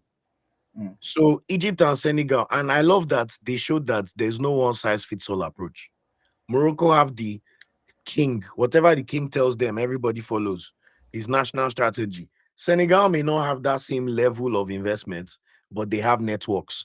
There's a reason they have so many players in France. The way they operate their own academies, those direct links to FC Metz, all these kind of places. And look at all of a sudden, bro, these are the 2 countries, even us that were in diaspora. Look at how easy it is for them to recruit to diaspora talents. We've literally watched the 17-year-old playing games for PSG decide to represent Senegal at age 17 and win an AFCON before he's 18. That's almost the equivalent of Arsenal Nigeria getting one area. Give or take, if you get what I'm trying to say. Yeah. And look at how we're still even thinking about it as like a slight pipe dream, just because we don't have the people with the mind to put the ideas across. Look at all the videos you make. What will it take for someone to put a 5 minutes, 10 minutes presentation to Nwaneri's family with nice graphics and visuals of what his future could be like for Nigeria and what he represents? Kinikon. Here's the history of Super Eagles. Give him a signed filler or something. I don't know. Go and get JJ or Okocha to sign it. Kids. Like, bro, these things are not hard. Do you get what I'm saying? Like, if you say no problem. We'll hear you one time and say bye-bye. But what are we doing? But Senegal and Morocco, did they not just win on that 20 World Cup with how many people that were born in Belgium and Netherlands? So, and I think the thing that makes us so mad is we know we are capable. So it's just like, man, if we are Gambia, we'll keep quiet, bro. But we are not Gambia. Too much is given, much is expected. Exactly. So let's just wrap up. There's some other comments here. If we keep going, we're not going to stop. Victor Cobham, you said most Nigerians expected us to come second to Tunisia in our group. I did not hear a single person that told me that they expected us to come second in that group. No. So that one, somebody said I thought it was a possibility. Let me confess, I bought tickets to quarterfinal and round of 16 in case we came second, but that's just trying to plan ahead. I thought we'll get the first for sure, but let's be honest, we thought we'll finish first. We've been here for over 3 hours, man. This show is supposed to be 90 minutes long. Don't worry, we all face the same predicament, my brother. 3 hours. But yeah, I want to thank you, Oluman. Thank you for joining. Thank you for making this live. Appreciate you guys. Keep up the awesome work. Keep inspiring us. Love to see it, man. I love seeing your video yesterday on Instagram about going full time. That's the inspiration. By God's grace, we will get there one day. But honestly, love and light. You don't need me to tell you all the time, but No, Just keep inspiring us all and keep up the great work. At least we'll keep it 100 always on that one. yeah. Even though obviously I wish Chelsea did that downfall. We'll see. We'll see in May. Immediately we win the Prem. I'm going to tweet first. He gave me those messages about we want the club World Cup and this. Good. But yeah, much love and thanks for having me, man. All right, Always thank you, a pleasure. bro. Thank you. I appreciate it. All right. That's Olu from the Nigerian Football Weekly podcast, man. If you don't follow Olu, follow Olu. His knowledge of football is incredible as well, and he runs a fantastic program over there on his channel, Nigerian Football Weekly. Check it out. Just quick update from you guys, man. We're tripling down on our content, so make sure you're subscribed, make sure you're checking YouTube, turn on notifications so that you always see when there's a drop. From street interviews to just these debates, these podcast episodes. I have interviews coming up. I've recorded 2 interviews for the Home of Nigerian Football podcast. I have 2 interviews that are being recorded next week as well. So there's going to be lots of content. I had a fantastic conversation with João Oshaniwa. I had a fantastic conversation with Sani Kaita. I had conversations with Obina and Sofo, conversation with Sunday Mba, conversation with all sorts of young players as well. Just trying to expose Nigerian players at all levels, retired, young, current players. So the podcast is Rashid Ajibadi's episode is coming out. That should be dropping before the WAFCON as well. Yewande Balogun, who retired from the Super Falcons, we're going to be hearing her story. So just lots of content planned. If you join as a member, you're going to have access to some exclusive member-only videos, which if you're already a member, you would have seen some of them. So make sure that you're just always coming to the channel and you're seeing what we're putting out there, because there's going to be lots of content to consume. And yeah, live streams will keep going on. If you missed the show last Friday, the ultimate Nigeria football game show, where we're going to be giving people a chance to answer questions and win some money. Friday's show was amazing, was incredible, was entertaining, was educational. And if you missed it, you can watch the replay on our YouTube channel, or you can just make sure that you tune in this coming Friday for the next edition or the next episode of the show. It will be incredible. And of course, the best part is that you have a chance to win some money. And feel free to keep supporting the channel, man. Keep liking, keep subscribing, keep sharing to more people so that the family continues to grow. As of today, we have, we have on YouTube, we have 47,941 subscribers on YouTube. And I cannot thank you guys enough for subscribing. I really, really, really can't wait to hit 100K. So guys, help us get to 100K, man. I appreciate it. And I will say this as well. If you need our services, content creation, graphic design, video editing, brand management, if you are in sports, Eagles Tracker is the home for you. If you are not in sports, AyoT is the home for you, because I do these things outside of Eagles Tracker. I have my personal business that I offer these similar services, so you can still contact me and I will be able to help you with all of those things. And that's why I'm going to bring this one to a close, man. It's been a pleasure. Smith Layi is gone. I thought he would come back, but maybe his family needed him. We ran way over time, so I don't blame him if he had to jump off for whatever reason. This has been the Naija FC podcast, and I will see you guys in the next one. Bye-bye. Good night. Ciao.